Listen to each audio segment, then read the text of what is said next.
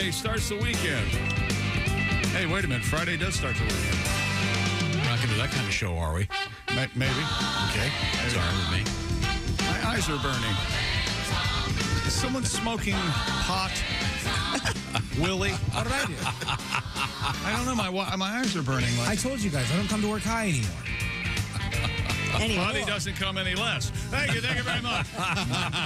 Speaking of coming less, I'd like to discuss it. Here's Christy. She's the only girl. It's the news desk, right? Yeah. Yeah. Plastic She's check. over there. Christy Lee. There's Pat Godwin. Hey, chick. There's Willie Griswold. Hey, what's going on, man? You know, in Hard Knocks, and I noticed you noticed this, and I forgot to mention it. There's a scene where, you know how they get together and they do the very complicated handshakes between the players? Well, there was one on Hard Knocks where Aaron Rodgers and Sauce Gardner go up to each other holding up a couple L's. They meet in the middle and hold a little pretend joint, and then they put it out on a lineman's Let me tell you arm. something. If you watch Hard Knocks and you don't fall in love with Aaron Rodgers, there's something wrong with you. I get it. I totally get it.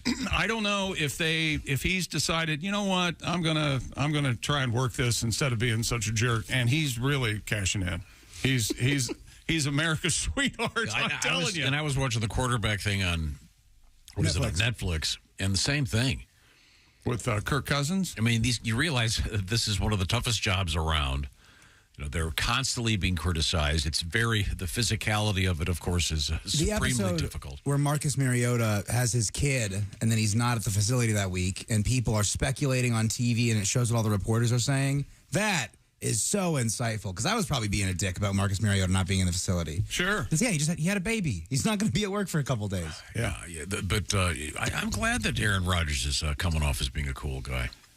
It's fascinating to see what happens this season. And Can one guy make that much of a difference? And there's a good 40-minute segment of practice where everyone is saying about throws that Rodgers is making in practice. Oh, my God, that was amazing. Oh, my God, that was amazing. Did you see that throw? Did you see that throw? Nobody makes that throw but him. Oh, my God, look at that throw. So I want to get back to this crazy handshake, Willie. Explain this to me again.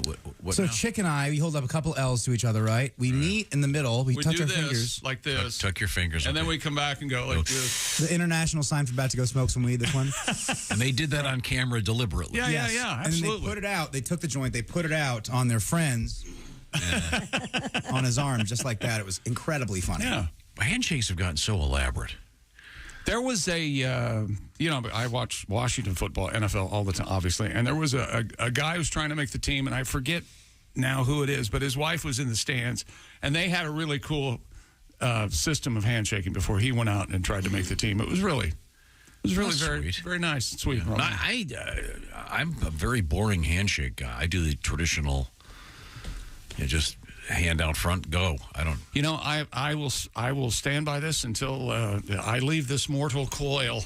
But at a signing party we had for one of the albums, a guy, I stuck out my hand and he was going to shake my hand, and he thought it was funny that he would not let go and tried to lift me up out of the chair. And I say that's where my shoulder problem started. I think he did something to my rotator cuff that night, just because that's the way some guys. Yeah. I'll show you a head. Yeah, I hate the crusher. But I don't like the real, hello, Mr. Capote to you. And I forget, someone once posited that there should be a declaration. You walk up to someone and say, hi, Tom Griswold, regular. Put your hand out. Or you walk up, hi, Chick McGee, high five. I'm not against the fist bump. I like the fist bump. I like the fist bump, Or I don't shake hands because I don't like touching people. Or my dad loves shaking hand. Graduate college, here's a handshake. Happy birthday, here's a little handshake. He's a big shaker. What about... He didn't hug you? Oh, goodness, no. I'm a big hugger. That's for weird hippie dads, not mine. I'm a big hugger. I want a handshake dad. That's what you want. Sometimes they'll touch my shoulder. That freaks me out a little bit. Hippie dads. One of your exes crushed my hand at... Which one? The really tall one? No, Jack. Woody? Yeah. Crushed my hand. Wow, your strong ex, guy. Woody Harrelson, crushed my dad's hand? That's crazy. I'm sorry. Don't like the... I don't need the crusher handshake. Was your dad like to hug you there, Josh? Yeah, we would hug. Yeah. And it wasn't like A lot of times it was the half, the one hand slap. I like that one. I like that one. Yeah. Are you not a hugger? You shake it. No, I don't care for it. I saw you hug yesterday. Yeah. Well, that was my bad. I forced him to. Oh, no. And you know what? Last night I felt bad about that hug because I didn't really return it the way I should have. I was still kind of in my head. And Felt good to me. Okay. What kind of a hug was it? No, we had some words, and then we hugged it out, and I was a little short with him, and I wanted to give him a hug and tell him sorry about that. I don't know why, but I was short. You know how I've been this week. It's been a nightmare. Josh, are you shaking sugar packets now, too? No, sir. There's no reason for me to shake this. I will admit it, and I apologize. You must if you be heard in the it. chair. What the hell is wrong with that chair? That's the shaking chair. Yeah, it is the It's a chair. It must be shaking the chair. It's a lens wipe. Oh. What I do is I shake it to get it all the way down so I don't rip the lens wipe when I open the lens wipe. Oh, sure. I shake it to get all the way up. Do you? Now, where do you use the You ever lens? have to hit it on the bedpost to make it feel anything? Yeah, me too. Yeah. Me too, Pat. Don't feel bad. I don't. My glasses let's see. and phone. Yeah. Okay. Coming up, the great band Here Come the Mummies are going to be in studio.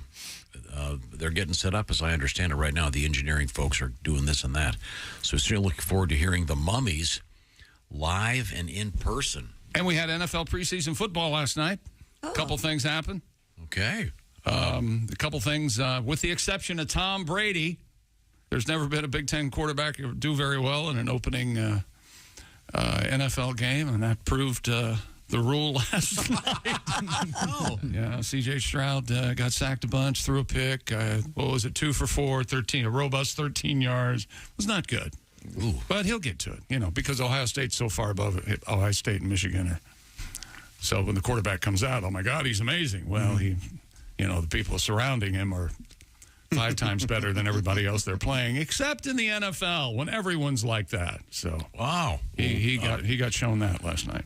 Coming up, we'll have some sports, as Chick mentioned. Also, comedian Andy Beningo will be here. Andy. And we look What an forward to it. irritating human being. Oh, just. What a jerk. You guys are awful. If you weren't so rude, that's Yes. the problem. I've never met him, but I'm excited to see why I don't remember like one him. morning he came in here and he looked at me poor Andy. and he goes, hi, how are you? I couldn't. Could you believe it? Couldn't take it. The nerve. What a jackass. Shut the hell up, buddy. I'm at work. Yeah. And that smile of his. Who the hell do you think you are?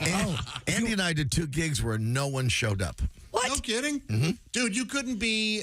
You couldn't ask for a better person to be in that position with. We both I bet you laughed. both. Yeah. What happened? And for No Andy, one showed up. It wasn't promoted properly. for Andy, you couldn't ask for a worse person for that to happen with. Poor guy. like No about one 10 showed up. I years guess no one ago. wants to see us tonight. Well, let me just say that Pat Godwin is an entertainment legend. Oh, yeah. But you put Beningo on the bill, of course people are going to stay away. It's going to happen. Godwin draws, baby. I feel so Yeah, bad right. for Andy. We'll try to rescue You know what Andy. he'll do? He'll come in and go, hey, is there a problem? Hey, man, What'd I do? I apologize if I. No, certainly. I'll make myself available. I mean, He I'll apologizes for doing We love nothing. him. We love him. I'll do the work. Now, coming up today, we have interesting things going on in the world of news. In sports, apparently. We do have... You know those funny helmets they're wearing in practice now to cut down on concussions? Yeah. There's scuttle. There's talk about moving them into the games. I say no. I say, hey, let's update the helmets so the helmets can provide that extra protection that... You know what I'm trying to say? no. They are looking at position-specific helmets. Oh, I see. The ones that get hit harder. So, like, quarterbacks would have more padding in the back because that's when concussions, when they... That should be a priority. That should be. That I don't would know make why they're sense. just landing on it in 2023, but yeah, that... But they do have they have said we do have a problem with the appearance and the fit of the massive Gazoo helmet. The appearance shouldn't matter. This isn't... Well, now, wait a minute. No, I don't want them out there in, like, Michelin outfits. Well, no, but it should be safety first for these guys. We don't know what our running back's problem is. He was 4-1 at the combine. And we put him in pads, and he's running a 5 flat. He's What the hell? wobbling back and forth. What the hell He is looks like the his little problem? brother in A Christmas Story. Yes. No, he's Yes. Looks like the big guy in The Sopranos. Vito! If you look at the science of helmets and how it's advanced in things like auto racing, Yeah. they're going to have. I assume that they'll have much different helmets even a few years from now, and for good reason. I had one crack on me. Oh, Chick, man. did you? I never had one crack. I never I know what's the word. Played that much. Yeah. I was comedy relief on the bus for the road trips. That's what I did. Well, we'll get to all these exciting things coming up today. Also, we have gondolas in the news, snakes in the news, marijuana, and we've got a weird thing with a snake falling from the sky. Hey, I wanna. We'll find out what that's all about. Donna. And a classic, almost comic prison escape. We'll be talking about. But right now, speaking of prison, the average break-in. Did you know this? Lasts 8 to 10 minutes. Fast response is crucial. SimpliSafe's on top of it. Of course, they launched their breakthrough technology, the 24/7 Live Guard protection. It helps stop crime in real time. SimpliSafe professional monitoring agents can actually see, speak, and deter intruders in your home through the new Smart Alarm wireless indoor camera. 24/7 Live Guard protection made possible by that new Smart Alarm wireless indoor camera. The Fast Protect monitoring plan, all this brand new at SimpliSafe. That new camera is the only indoor security camera that can trigger the alarm and instantly deter intruders with a built-in siren, and the agents can speak to the intruder in real time. Get out of there. That's what I tell them. Right now, the Bob and Tom Show listeners, of course, we have a deal for you. Get a special 20% off any SimpliSafe system when you sign up for a free month trial of Fast Protect monitoring. It's a special offer for a limited time. Just go to SimpliSafeTom.com. That's SimpliSafeTom.com. Remember, there's no safe like SimpliSafe. thank you very much. Also, coming up, we have something that might cause a permanent erection in a human being, no less. Oh. We'll find out about that. And it's really a surprise. This is the Bob and Tom Show.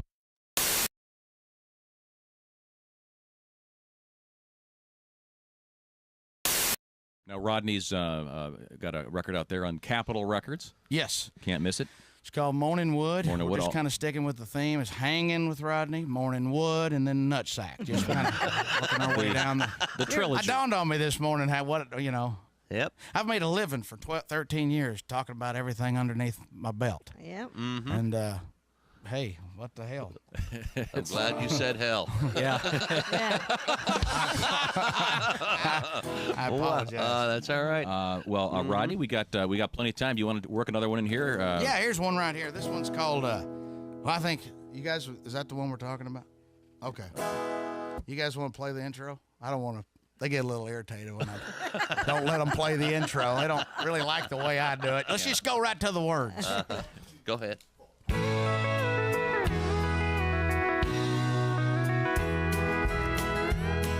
I remember way back when I was just a boy going places with my mom and dad.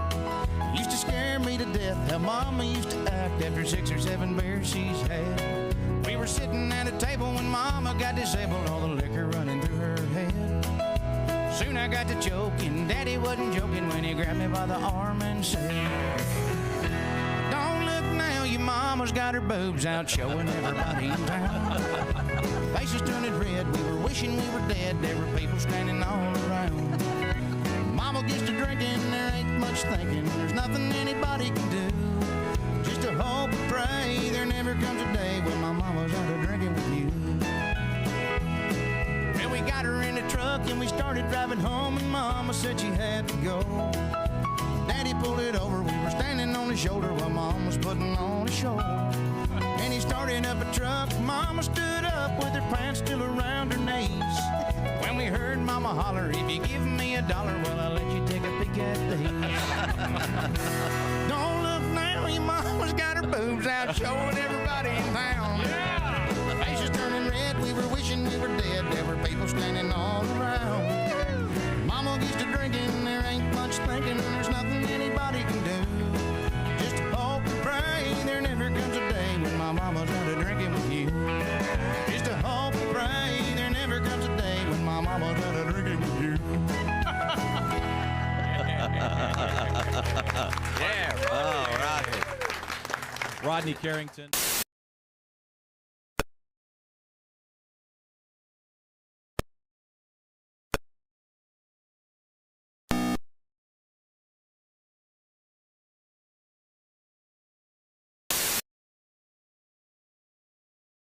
need Ferglers. That's right, Ferglers Hardware Store. Ferglers dares you to beat their prices on anything in the store. That's right, Crazy Ernie's lost his mind and everything must go. Ladders, lumber, nails, including the kitchen sink. Ferglers Hardware Store, where you make out like a burglar when you shop at Ferglers. Free popcorn Mondays, free coffee Fridays, free parking. It's Crazy Ernie's going out of business sale. Everything must go. Ferglers Hardware Store. If Ferglers doesn't have it, you don't Fergin need it. Hi, I'm Ernie Fergler. He's Ernie Fergler. If you don't come buy some stuff today, he'll kick your ass. Be there.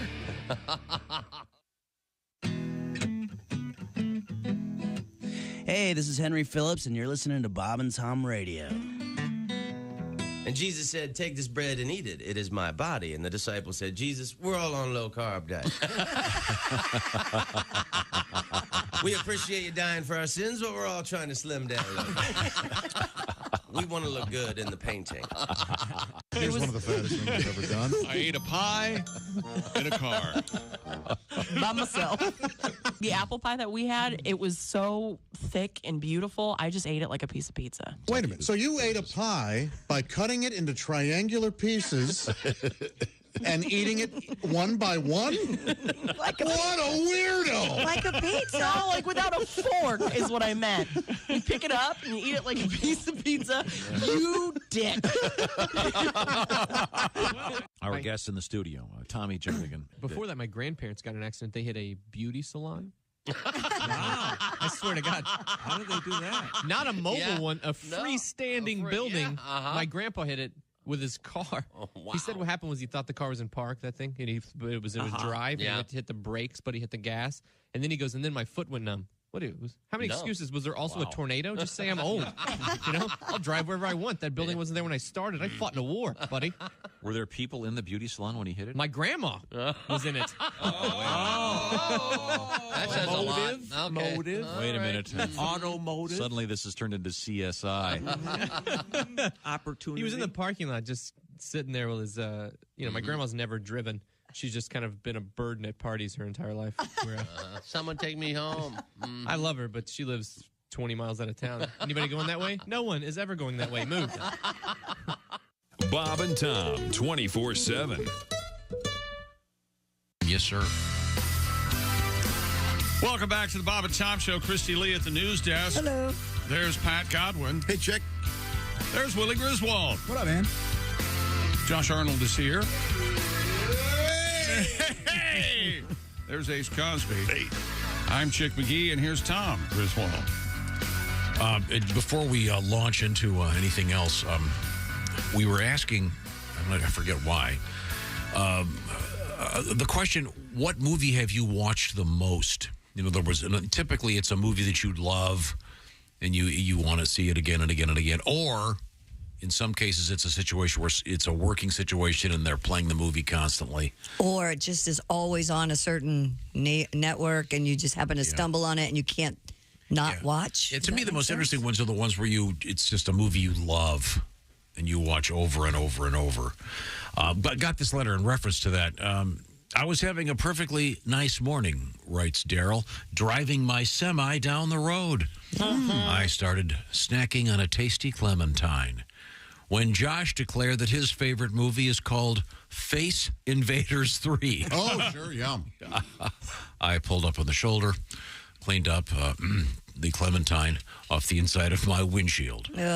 Thanks, Josh. Sorry, Daryl. Have a better day than I'm having. Signed, Daryl. Oh, sorry, Daryl. Hope today's better. So, Face Invaders 3. The finest of the franchise, for sure, yeah. Again, do you have to see 1 and 2 to... You will be a little lost. Yes, I recommend watching them from the beginning. Face Invaders 4, they bring in John Cena. Pretty cool. Weird cameo. That's my favorite thing about when you binge something like a series and like you're in the 3rd season of it and somebody says, well, that's what we told Roger. And I have to go, Well, who the hell's Roger? Then I have to go back, and then I look. But it's also my favorite thing when I know who Roger is. I go, yeah, I remember that. Oh, that was a tough one. Yesterday, I started the season 2 of the Showtime Lakers show on HBO, and they do the season 1 recap. And I watched all of season 1, and they hit the recap just perfectly, man. And I go, you know what? I think next time I'm not even going to watch season 1. Yeah, I'm just going to wait for the recap. I got all the drama half the time. All right, there you go. A tenth of the time. It was great. Now, there was a news story a couple days ago that 1 in 5 Canadians have apparently had the most intimate of personal activities in a movie theater. I'm skeptical. How was this only narrowed down to just Canadians? I think it was where the survey was held. So. Are the theaters different there? Do movies mean something different culturally? I don't think so. Yeah. I've seen a couple movies in Canada, and it seemed normal. The screen is in the back, and you face forward because they don't. Canada's impolite to stare. So tickets are free. They really don't. They got to glance at the movie. This guy goes, I was in a movie theater. The theater's mostly empty. We did it on the floor in the back. Oh. I think he means in the back of the theater. Doesn't matter on the floor. Yeah. We were almost caught by the usher. We had to pretend we were looking for her contact lens. Oh, that's a good idea. Yeah. When the usher found us using a flashlight, we were able to pull our pants up and got away with it. Okay. Thank you. Thank you, Jake. Dear jerks. Oh. This is from Cody. Codester. And it's a nice email. You guys have to watch or watch again, if you're aware of it, the Western comedy called Waterhole Number 3. Not aware of it. I've heard of it. I've heard of the title. You hear Waterhole Number 3, you don't forget that title. But it stars James Coburn. Yes. And Carol O'Connor. Oh, all right. How about was there a whole 1 and 2? There must be. I don't know. I think this is I don't think Waterhole number 1. Water holes. Yeah, Waterhole Number 3 is. It doesn't mean there's a number 1 and number 2. Oh, okay. It's like the third hole in a golf course. Gotcha. Okay. Well, there we go. Or the third man in.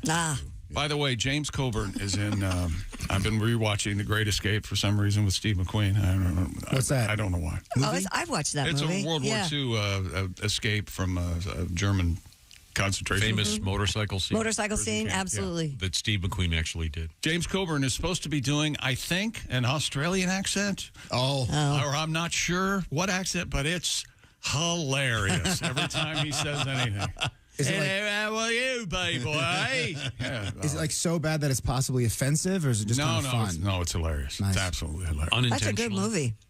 That's a great movie. Yeah, I just watched that last year for the first time. Donald Pleasance was in it. I love it. Love that movie. He's a blind guy. Puts the dime down, the dime scene.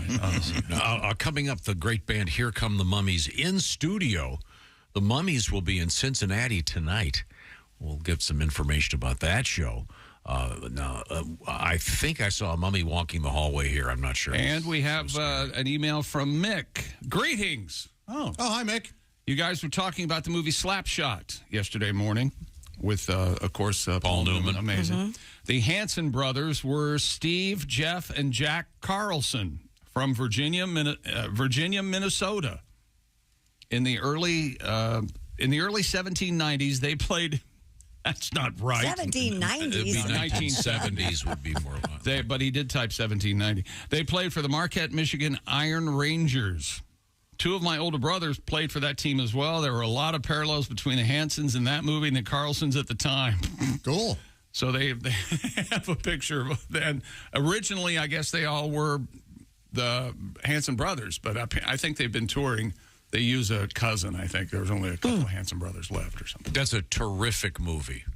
Have you ever seen Slapshot, Willie? I never have. It's great. Yeah, it's terrific. Paul Newman is an aging hockey player, and it's not really about sports. It's about a lot of other things, but it's a very, very good movie. And the Hanson brothers, how would you describe them, Josh? Goons. They're wild men. But they love hockey. Yeah. And they love their slot car racing. It was sort of immature. And but in any event, the actors who portrayed the Hanson brothers, who were actual real hockey players, they ended up touring, showing up at various, particularly minor league hockey games, doing stunts and stuff. And I think they're still out there, right? I think so. Those guys have to be probably in their late 60s at this point. In my head, when I hear Hanson Brothers, and Josh, you might have a bit of this because you're a little bit younger too. I just hear mbop. Sure. Mbop. Yeah. So I think of some guys playing hockey. They transitioned into being a band. They're Going fantastic. around. Is Slapshot better than my favorite hockey movie, Miracle, with the best line of dialogue ever? I am a hockey player. I am a hockey player.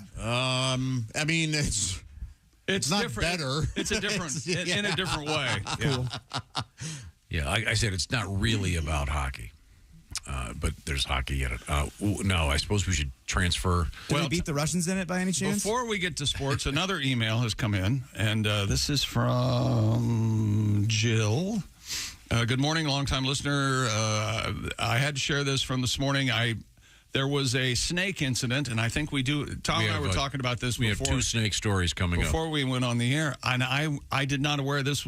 I'm not aware of this actual product, but there's a woman called the plumber, and there's a guy holding a snake, and it's hissing at the camera. He's videotaping it. He pulls the snake out of the toilet. His face, the snake's face is up, open mouth, but half of it's still in the toilet. He's trying to pull it out. Terrifying. So they make, much like they do for mice, a glue trap for snakes. Oh. Did you know this? No. That seems cruel. Wouldn't that be No. Yeah, Keep it does. snakes out of my house.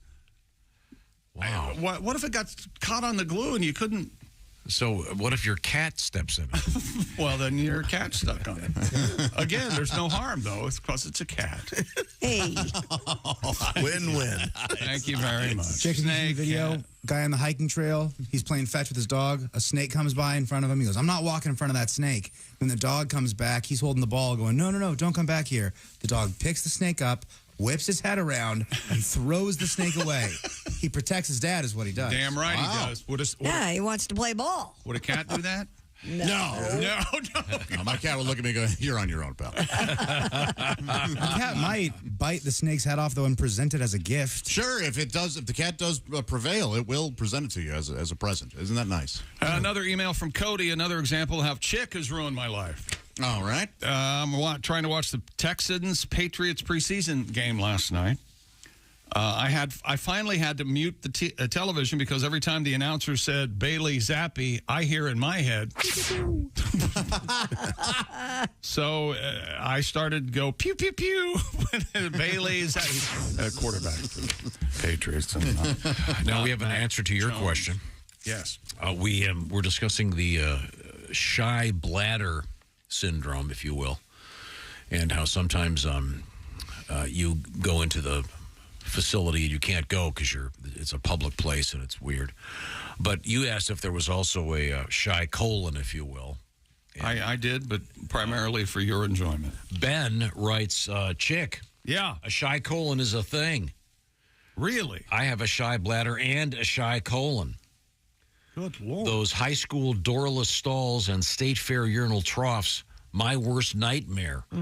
As a kid, I went 5 days at camp without pooping. Whoa. It was a rough Saturday when I got home. So he's saying he even if he wanted to sit down, nothing would have happened. Man. Wow. Okay, well. Sounds like cramps to me. Yeah, no thanks. Yeah. Not good. You know, you look up any medical sepsis is number one or number two. I mean, boy, probably number two. Mostly, of course, yeah. Anyway, NFL action last night. C.J. Stroud, a short and a shaky debut last night for the Houston Texans. Davis Mills throws the backup quarterback through a 6-yard touchdown pass to Tank Dell. Texans beat the Patriots 20-9 last night. Stroud, drafted second overall in the entire NFL draft, played the first 2 series, 2 out of 4, 13 yards and a pick. He rushed twice for 6 yards, and he was sacked once. So there you go. And Drew Lock, quarterback for the Seahawks, been on the team for a couple of years. He got the start last night. 19-yard touchdown pass to Jake Bobo. Oh. Hello, welcome to Bobo's. I am Bobo. That was in the third quarter last night. Seahawks beat the Vikings 24-13. Starting quarterback Geno Smith was on the sideline. And at Orioles Park yesterday, they made a big deal out of this on the internet. You guys are more than welcome to watch it on your own and form your own opinion. It says, the headline, Orioles fan catches foul ball with a plate of barbecue. Did you see the video? No. And it's a guy, typical plastic Sure. tray. He's got barbecue. He's got the roll. He's got coleslaw. And it says, catches foul ball with plate of barbecue. All right. Well, I watched the video far more than any human should have. And the ball, I thought he'd just plop right on his, out of the air, right onto his plate. Right. It hits the ground, hits his hand. He knocks it into his chest, and then it ends up on his plate in barbecue sauce. Okay, yeah. Which so really not a catch at all. Is hilarious, but not a real catch. Would you eat the barbecue? It looked pretty like pretty good barbecue. I mean, after the ball landed in your barbecue? Well, the barbecue, the ball landed in the sauce hole, not, it didn't. Oh, so sure. You got So your you're all meat, good. you got the sauce hole. So yeah. If you see it, there it goes. It's up in the, but he does do the thing. He works the crowd. Yeah. See? Oh, sure. Yeah. But then he holds the ball up, and there is barbecue sauce all over the back of the ball. Still impressive that he didn't lose anything. Sure. Yeah. And then and then looks like he then chugs a beer. Chugs a beer, and then he's holding up the ball. Oh, look at that! There's barbecue sauce. Saucy, isn't it? You didn't catch it, jerk. Oh my God! He just bit into it like an apple. My gosh! How did he do that? How did he do? This man's a freak. According to that should have been the headline. Man eats baseball like apple. Talk about not being able to go to the bathroom. What's the old joke at the football practice? Can you pass this football? Coach, I don't even think I can swallow it. So, more sports coming up, including a swell world record on roller skates. How's that, Tom? Okay. Now that one I've actually seen. You've seen the roller skate record? Yeah, it's fairly impressive, especially the injuries incurred while on the way to getting that record in practice. I think if you get hurt doing the record, does it count? Well, yeah, if you finally do the record, it's called training. Like, what if the record's most broken bones at one time? You kind of have to get hurt to win that one. Yeah. What if you get killed doing a record? Does it count? That's a really unless the record has to do with death. No, it shouldn't count. Okay, I'm just curious. This is kind of death-defying. It's like puking in an eating contest. Look forward to that. Also, some records you don't really want to hold. Like, quickest guy to have a heart attack in the buffet line. You don't want Guinness to come around and validate that. Right. That's You don't really want sad. that one. Did I get it? Have they brought out the have they brought out the claws yet? Our buddy Joey Chestnut said there's a rule, though. You can't vomit at an eating contest. Sure, no. Of course not. And I think Joey's on his way to Lansing, Michigan for a competition, if I'm not mistaken. Let me double check on that. Here Come the Mummies will be coming here. Very excited about that. They're here. They'll be coming on the air. Well, no, they're not here necessarily, but they're going to be here. No, they're here in the building. They're here, I've seen them. Not all of them. Some of them are here. Oh, We're not discussing this. What happened? How did I step in it that way? Here Come the Mummies will be here later. Back, right? Oh, yeah. Right now, I want to remind you that it's food time. You wake up and another day. Wait a minute, I get to eat today. That'll be great. Now I'm excited about life. HelloFresh knows that you get excited about food when it's good food. Sometimes you just eat, lunchtime, blah, blah, blah. And no, this is where HelloFresh comes in. Great restaurant quality food. You put it together yourself, but they do all the grocery shopping. They do all the measuring. You just follow the instructions, and in as few as 15 minutes, you can be having a delicious meal, including, by the way, they've got breakfasts now. Breakfast, lunch, dinner. Find out what I'm talking about by going to HelloFresh.com. And there's a new code. That code is 50, the numeral 50, 50BT show at HelloFresh.com/50BT show. Willie, what have you been working on over there? Y'all check out the chicken sausage spaghetti bolognese. Wow, a lot of words. Chicken, sausage, spaghetti, bolognese with zucchini and Parmesan. HelloFresh sends you 8 ingredients. Put those together in 6 easy steps. Just over a half hour, you have this delicious, colorful pasta dish. You made it home with help from HelloFresh. They've got a whole bunch of new stuff. The quick and easy options from HelloFresh. By the way, more than 40 recipes every week. And whatever your food lifestyle might be, from vegan over that way, all the way over to classic comfort food. They've got so many options. Find out what I'm talking about. And did I mention there's a special code and what happens with that code? Yeah, that's right. It's 50% off plus free shipping. The code is 50, BT Show at HelloFresh.com/50BT Show. Coming back, we've got more stuff on sports. We've got the great band Here Come the Mummies live today. They're on their way to Cincinnati. And we've got marijuana news. And I'm going to apologize to Tom. Oh, thank you very much. This is the Bob and Tom Show. This is the Bob and Tom Show. Text.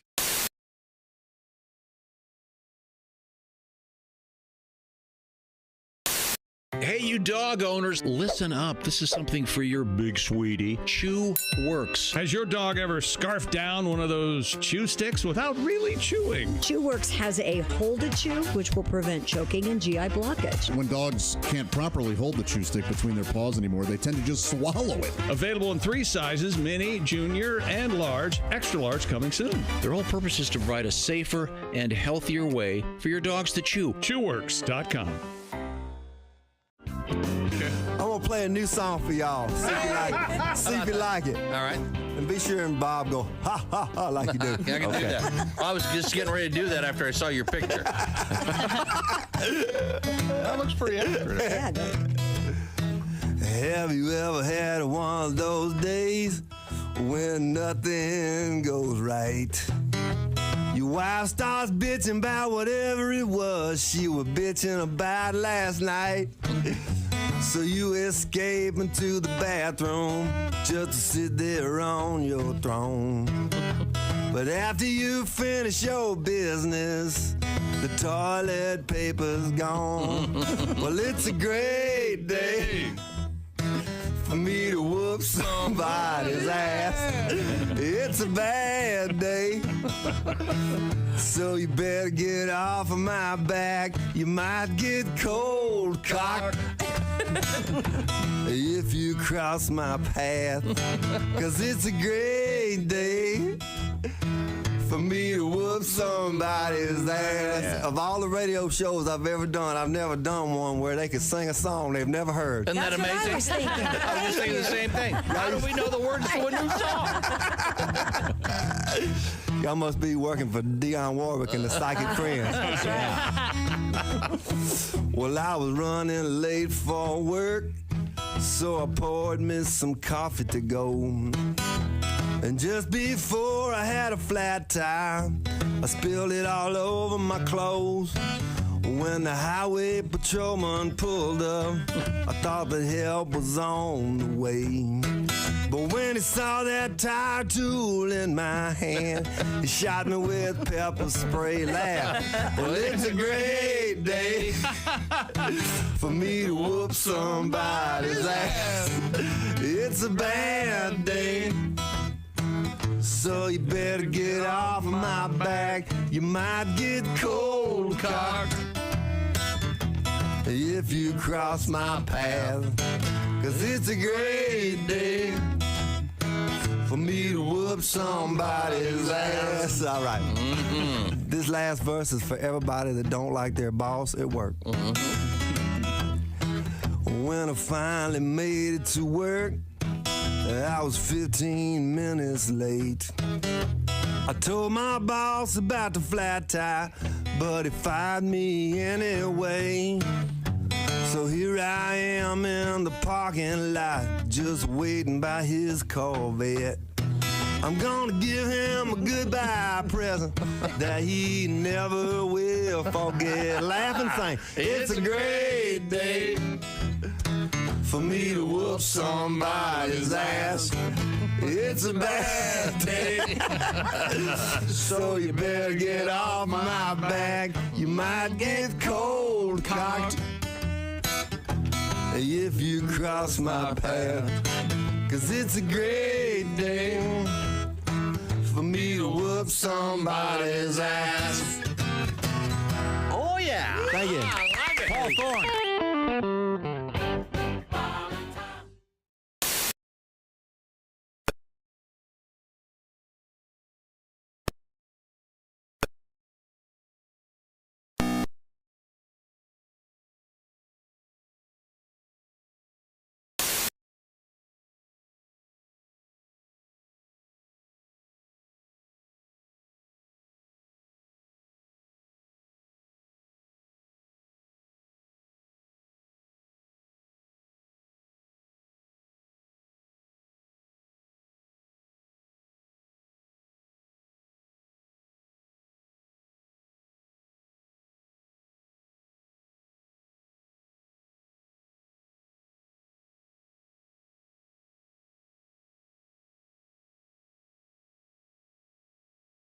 Trivia. Hey, this is Frank Caliendo, and you're listening to Bob and Tom Radio. Tom Simmons is our guest. I understand you've been to Afghanistan, I assume, on one of the USO type tours. The Comics on Duty. Okay, good for you. Afghanistan is desolate, man. Everything is dirt. Every building, every structure is like dirt. We don't need satellite-guided bombs. We just should drop water balloons.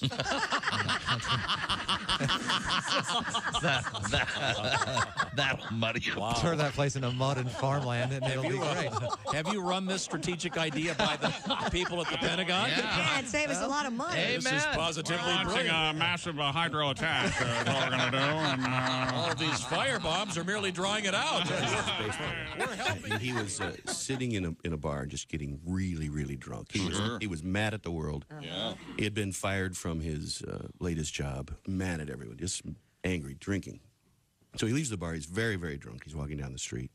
And across the street is a nun walking the other direction. Well, bass player runs across the street, knocks her down, and just starts kicking her and hitting her and going crazy. A drunk bass player. A drunk bass player. And he looks down and says, "You're not so tough now, are you, Batman?" This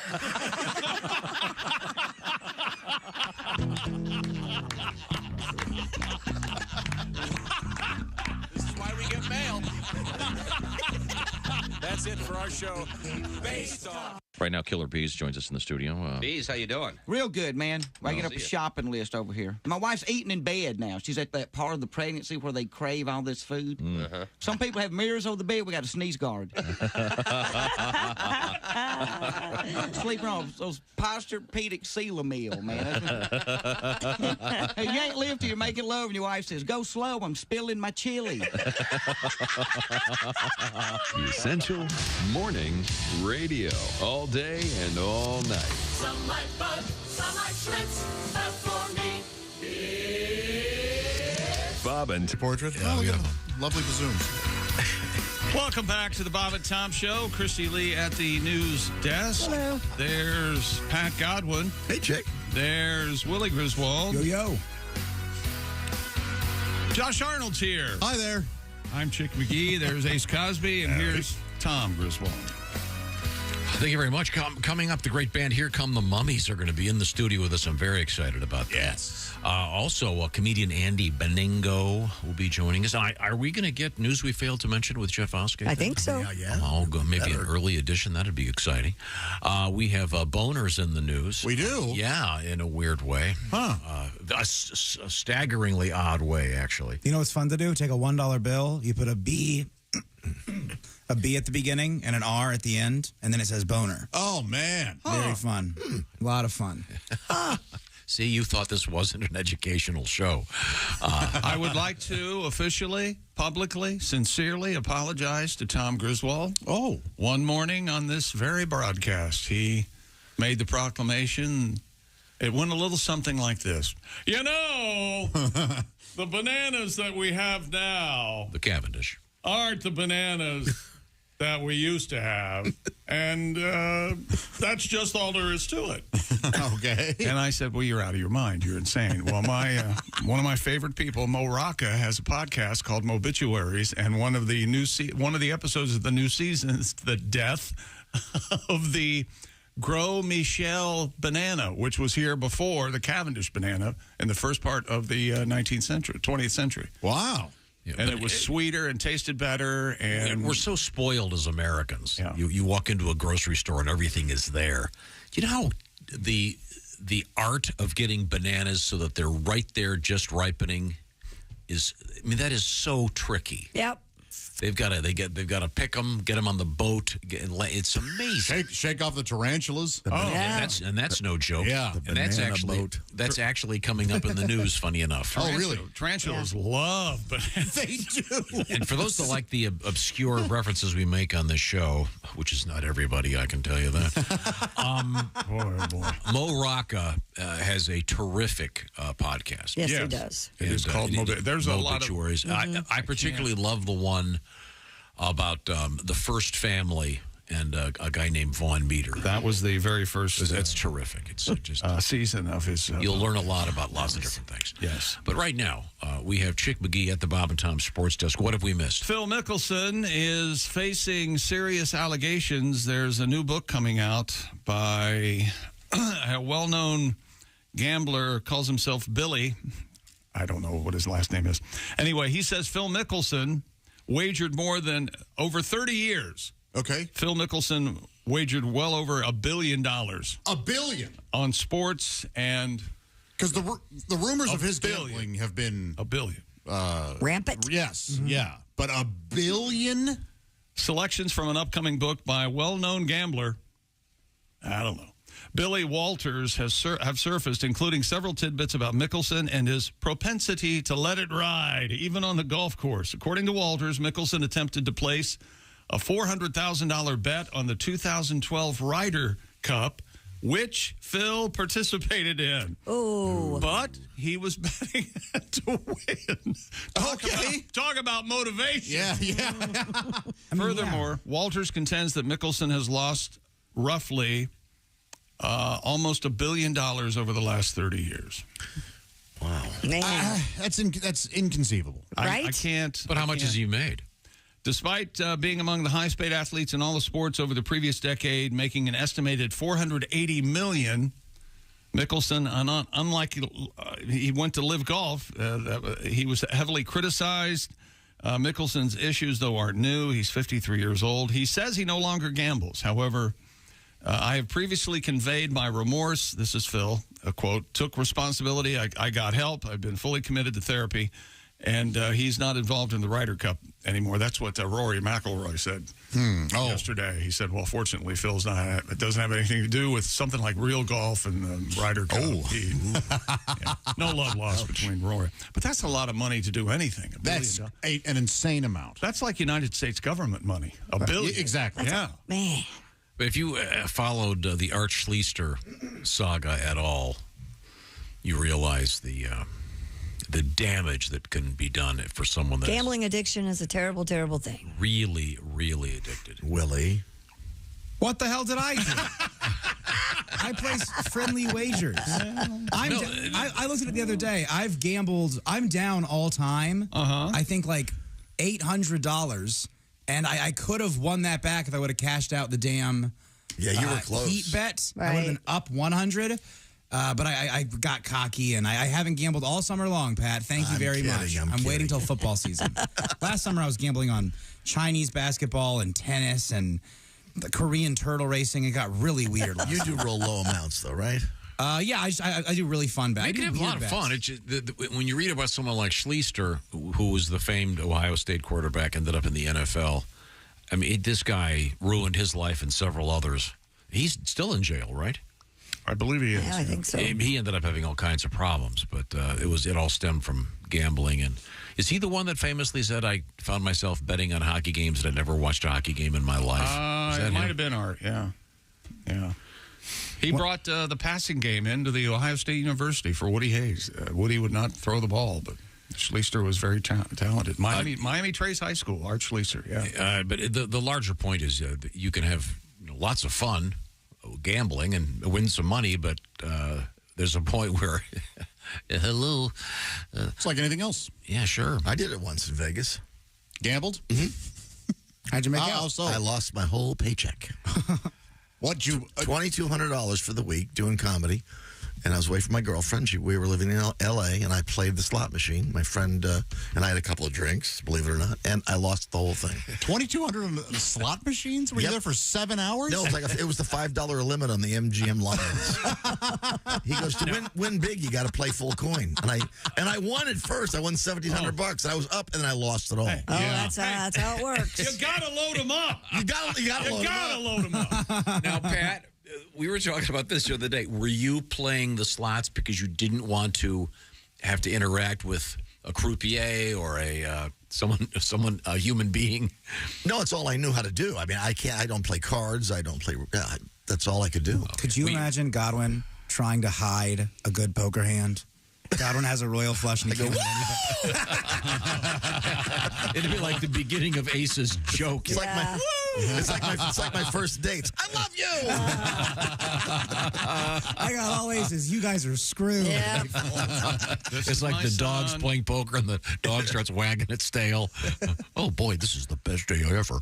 I've got a good hand. How about a song, Pat? What do you feel like playing? Oh man. Well, you know, I'm going through some issues, some throat stuff. Oh, and you I okay? just got I don't know, and I got my MRI No, back. as a matter of fact, no. And so a lot of stuff's going on. So maybe I should just sing about that. All right. Yeah. Because I think you guys know I'm a hypochondriac. Think I'm having a heart attack. Got a little freckle. Is that the big C on my back? Something's wrong with my right hand. Should I express my anal gland? Oh, I'm a hypochondriac. I was reading about tuberculosis. I think I got it. Tom had a torn retina. I probably got 2. Oh, Josh had appendicitis and right wrist arthritis. And as much as I try to fight it, I think I got it. Bronchitis, meningitis, I Googled the symptoms. And I'm pretty sure I'm their latest victim. Like a retired old-timer, I'm pretty sure I have Alzheimer's, but I fought it and forgot it.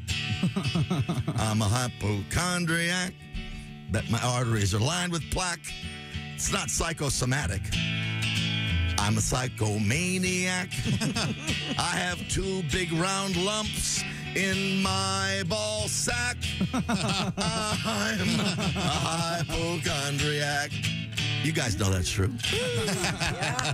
Thank you very much, Pat. What's your ailment today? Your throat sore? Yeah. Little ear infections making my throat sore. It all connected. It's eustachian tubes and whatnot. Eustachian tubes. We're going to need a staff doctor for Pat. Coming up in sports? World record. Okay. Your roller skate, it's just for you. How's that? Also coming up, we have the great band Here Come the Mummies, comedian Andy Beningo. This is the Bob and Tom Show. For a complete copy of the Bob and Tom Show contest rules, go to bobandtom.com/contest-rules, or just scroll down to the bottom of the page and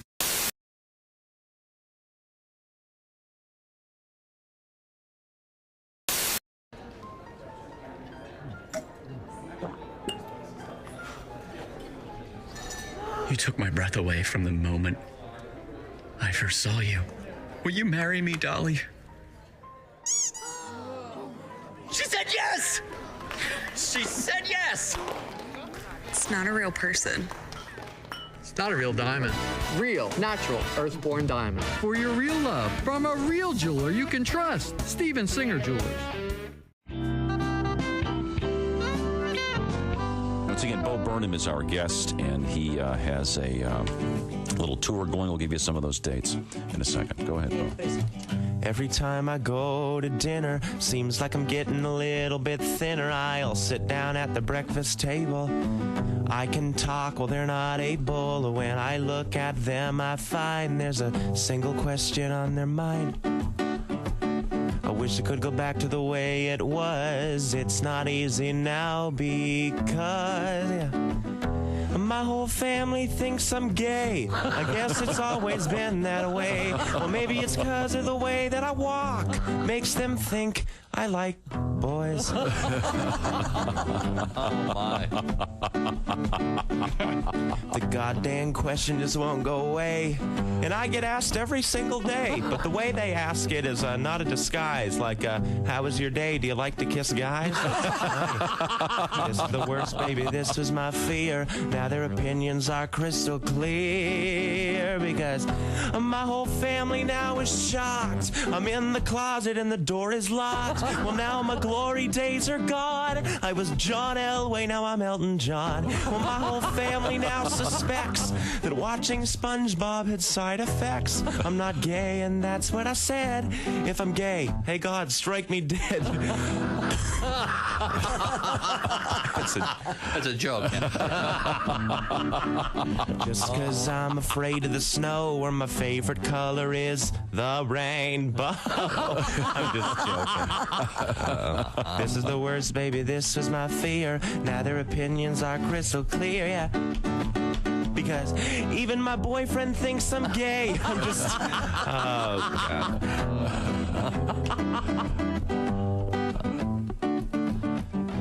You all probably think I'm gay.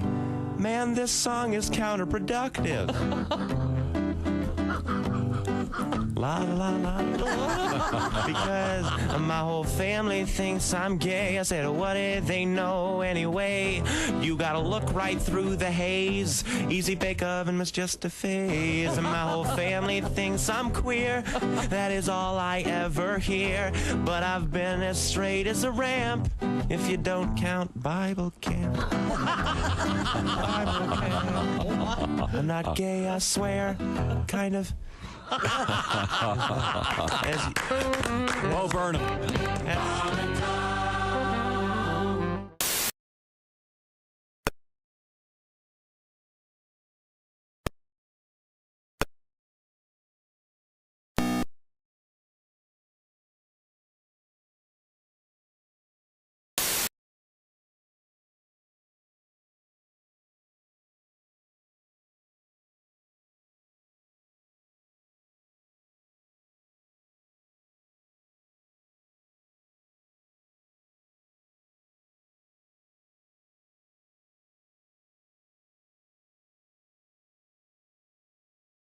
Who's that guy? Hey, sir. And what's in your mouth? Sir, we appreciate you listening, but if you had one recommendation for us, what would it be? More sex. Bob and Tom in the morning and highlights all day long. The Bob and Tom Show, weekday mornings at 6 a.m. Eastern on Bob and Tom 24/7. Hi, this is Dr. Will Miller, and you are listening to Bob and Tom Radio. Time now for great moments in NFL history. The year was 1926. All-star fullback Ernie Nevers of Stanford. Nevers played in all but 29 minutes of the games. 3 years later, in 1929, Nevers scored all of the points for his team.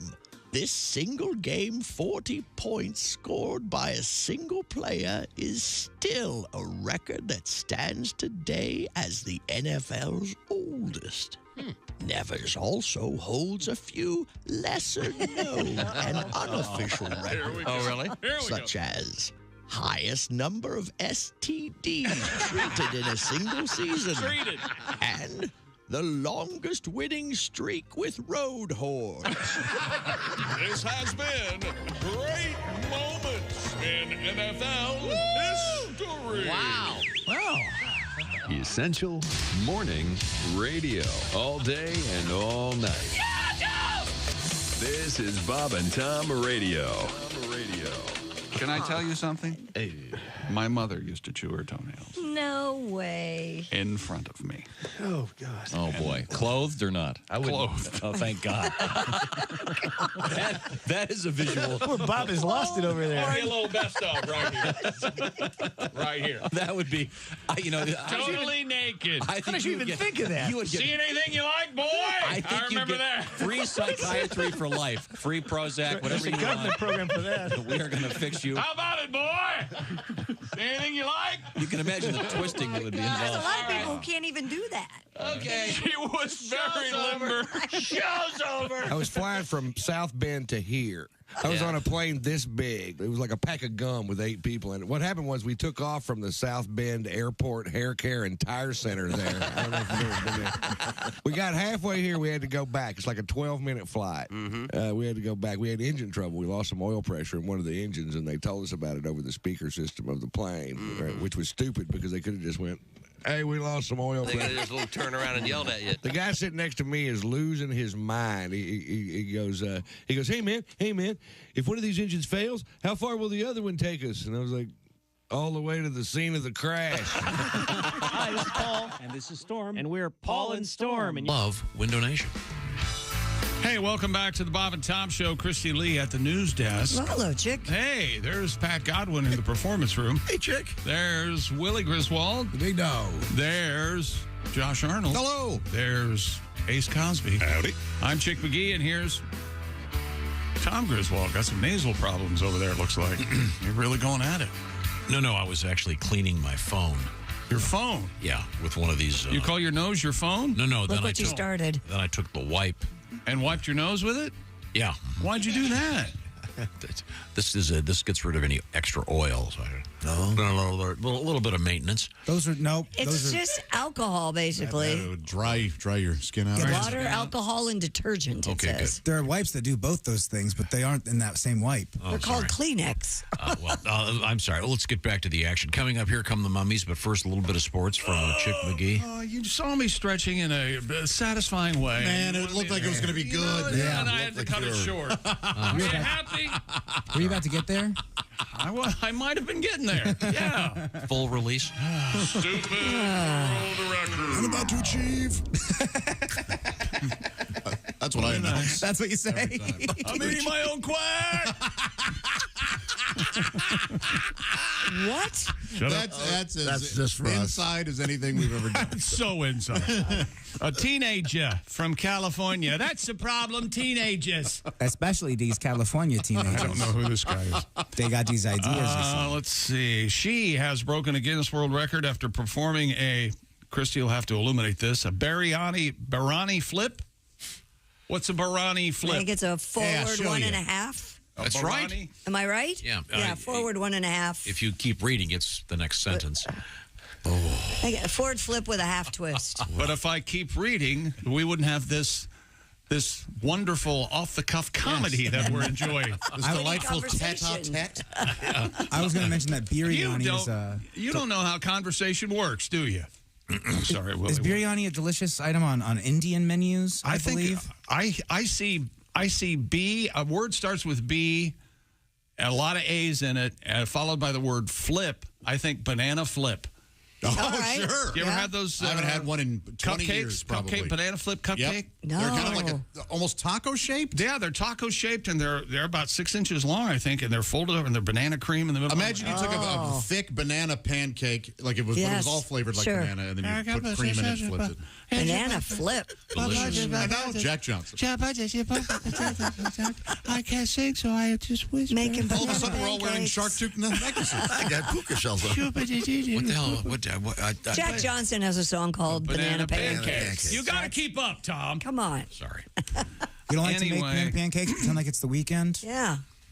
I love pancakes. I love bananas. I don't care for banana pancakes. All right. Fascinating. Isn't that interesting when you love two things, but when they're together, you hate them? 2 + 2 is 3. No, he doesn't care for waffles either. He's an odd man. We have waffles in the news coming up. You know, if I could scream the F word I know, right? right now. Anyway, Mia Peterson, 15 years old when she earned the record. You a chick. or Ewan McGee, I think would be better. McGee, Mia Peterson, Ewan McGee. 15 years old, she earned the record title for the most people Barani flipped over from, all right. Over from a quarter pipe on roller skates. So here's what's happening. Okay, yes, please explain. I want to learn, Tom. She is on a pair of roller skates going full speed. She is at a skate park, and so she kind of goes up the wall and then does a forward flip with a half twist. So she lands backwards after flying over 12 of her friends who are lying down. I see. It's pretty scary. Yeah. Pretty tricky. Yeah. And in the process of getting there, she was injured several times. Oh, but the people that were under her were not? Yeah. Do you have friends that would do that? No. Yeah. If Josh came up to me and said, here's the thing, I'm going to roller skate, do a flying flip over you. I don't know. This is what brothers are good for. Yeah. Now 16, Mia continues. She's 16. She continues to skate as a hobby and might try to attempt the Guinness World Record for the highest flip as soon as feeling returns to her toes. Man. I made that last part up. Oh. Peterson's road to the record was not without some literal bumps, as Tom mentioned. While practicing, she once fell and split her chin and needed 27 stitches. Ooh. Boy. That's either a big cut or a big chin. That's a big chin, yeah. Have you seen this? Have you read this? Have you seen this? Huh? Oh, And I'll leave you with this. On another occasion, she fell on her stomach and broke her ribs. Ooh. Now go out and make it a great day. When was the last time you had the wind knocked out of you? Is there anything worse? That's scary. It was when I was a kid, and I still remember it. I was punting the football, and I was really trying to just crush it. So in my mind, my foot's way over my head, which didn't happen. And I go back and I land on my back. Yeah. And everything I thought I was dead. Charlie Brown. It's such a weird feeling. Have you ever landed on your back and all the wind comes out of your lung? It's awful. And for some reason, your lungs can't. No. They don't forget how to work. Yeah.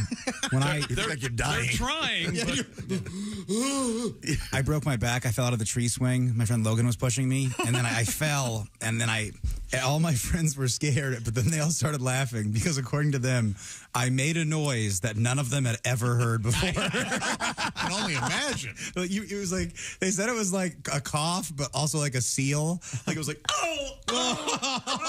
Did you know something was broken the minute you did it?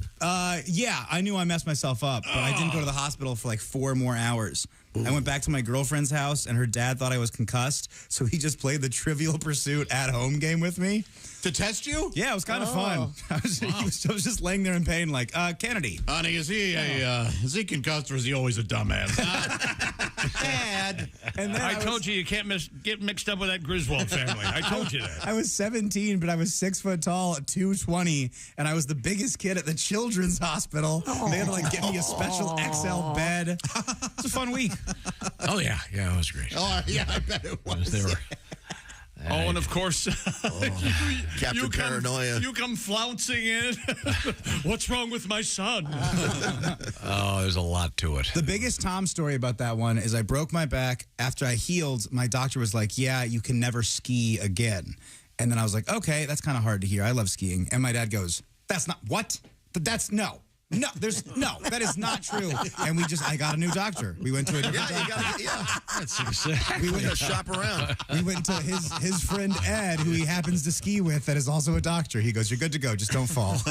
Well, just don't fall. You're good to go, just don't fall. Mm-hmm. Yeah. Well, of course, everyone skis. You're they good don't to go, wanna just fall. don't set yourself on fire. Okay. I think that goes without saying. He's been skiing for another, dozen years. He's okay. Have you fallen? Not out of tree swings, I'll tell you that much. Tom, if you fall skiing, you're in big trouble, right? I haven't fallen in years. You haven't fallen in years? I go slow. He goes very slow. Well, good. It's still fun, huh? But I have a blast.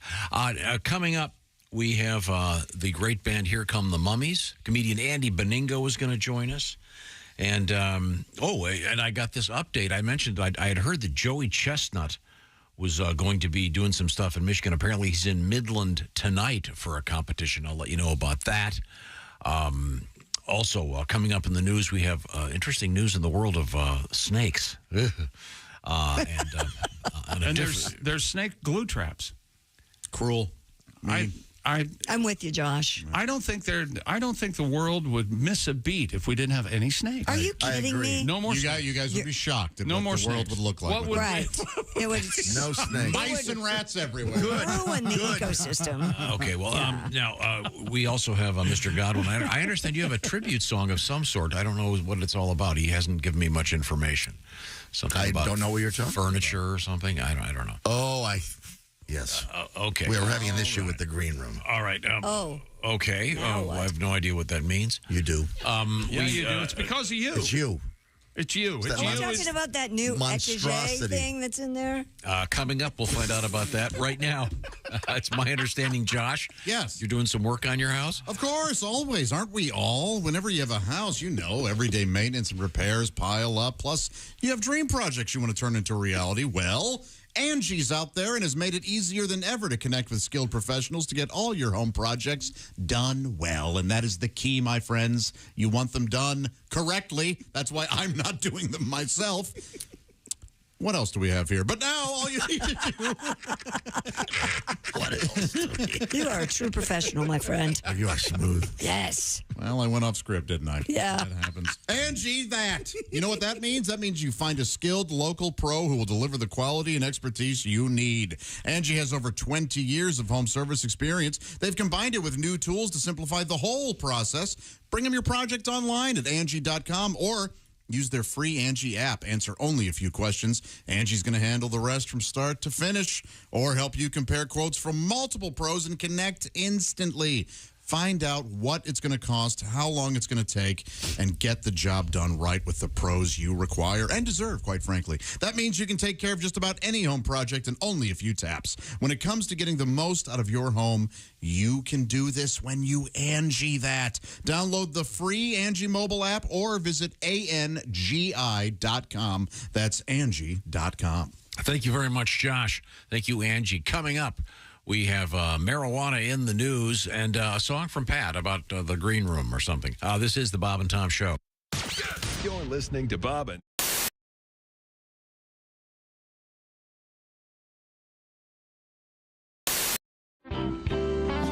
This is the Bob and Tom Show. Hello. And we've had a wonderful morning because we have a terrific guest in the studio. Sitting next to Christy Lee, it's a veteran of many years with a guitar. A guy who... I thought you were going to say bottle. I can't, Pat, I tried. Well, this is why I get the reputation of being the dick in the show, but no, I'm trying to do something nice. No, you are the dick on the show. Oh, yeah. Who put the dick on the show? I blamed it all on me. See, this is... I'm not going to say anything until I'm introduced. Oh, I'm sorry. It's Pat Daly is here with us. Thank Pat. you. Good morning, everybody. Nice to see you. Hi, Pat. Now, Pat, Frank, good to see you. You do an annual residency, if you will, at Sloppy Joe's. That's the place that does the famous Hemingway lookalike contest every year. Yeah. And you could actually... And you win every year, You don't could certainly place in that. They've been after me for a lot of years to do that. And now I say I'm too old. He shot himself last year. Oh, yeah. All right. Uh-huh. Let me play a song for you. Okay. Please. Ohio is having a blizzard. Missouri is having a flood. Oh, I can't read the paper. It's too small. Must be the martinis. Okay. Where's that music stand? Would you like chicks Okay, here we go. readers? Here we go. You want my cheaters? Okay, let me start over. Okay, Ohio is having a blizzard. Missouri is having a flood.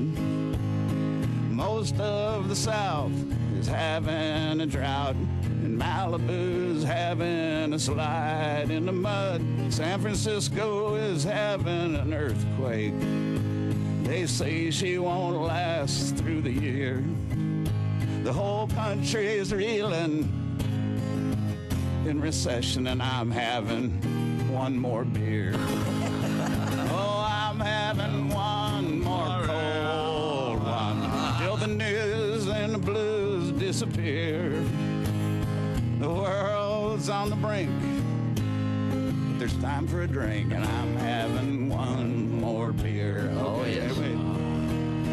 My sister is having a breakdown. My son is having a toke.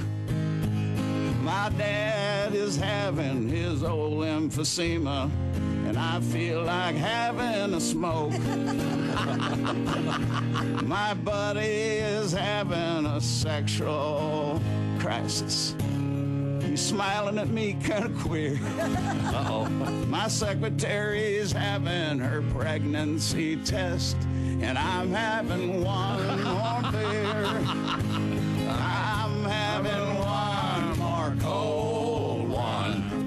Till it all hits the wall and disappears. My wife's having fitsin' and cat's having kitsin', and I'm having one more beer. My daughter is having her nose pierced. My mom is having her butt tattooed. My brother is having an affair with my wife. Uh-oh. Guess who's the one getting screwed?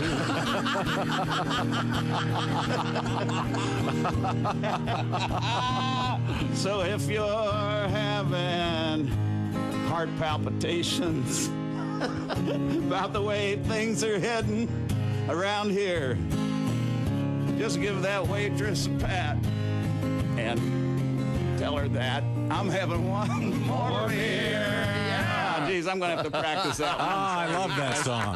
I couldn't read my words. That's all right. I don't know why. I got to get them up this close now. Stick around. This is the Bob and Tom Show.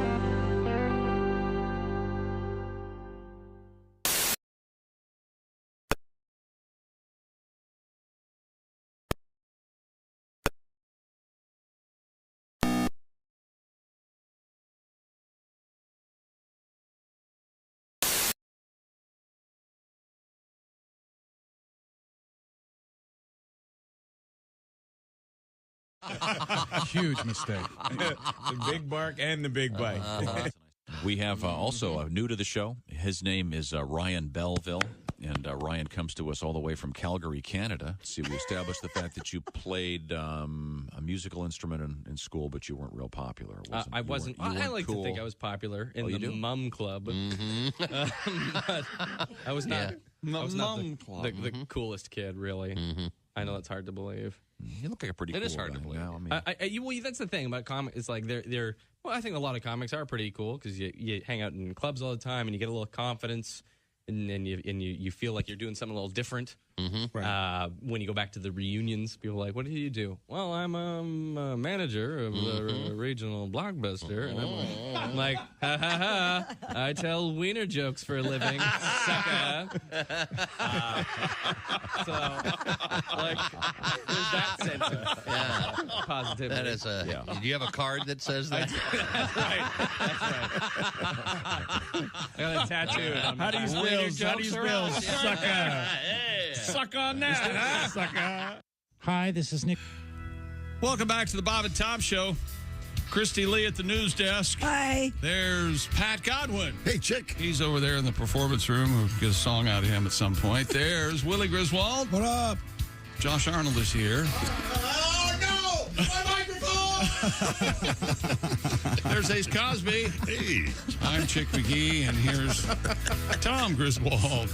Was that over dramatic? Sorry, Tom. Is Josh okay? Yeah, I sneezed, but this isn't as gross as it sounds. I sneezed into my sleeve, restaurant style, and server style, I guess. Yeah. It was spit. I got spit on my sleeve. So that's not too gross. Yeah. Seriously? Yeah. The fart yesterday, the spit today. It's legendary. I'm unfit to be around others. A couple quick updates here. Friend of the show, I think, 16-time world eating champion Joey Chestnut can add to this. He's the olive burger eating champion. Ooh, what's an olive burger? Well, it's something very special. Sounds awful. Lansing, Michigan. He won that competition last night. You don't know what an olive burger is. Like it's got Tapenade on it or something? Is it full of, is it all olives? Is it a burger mashed together? Maybe like.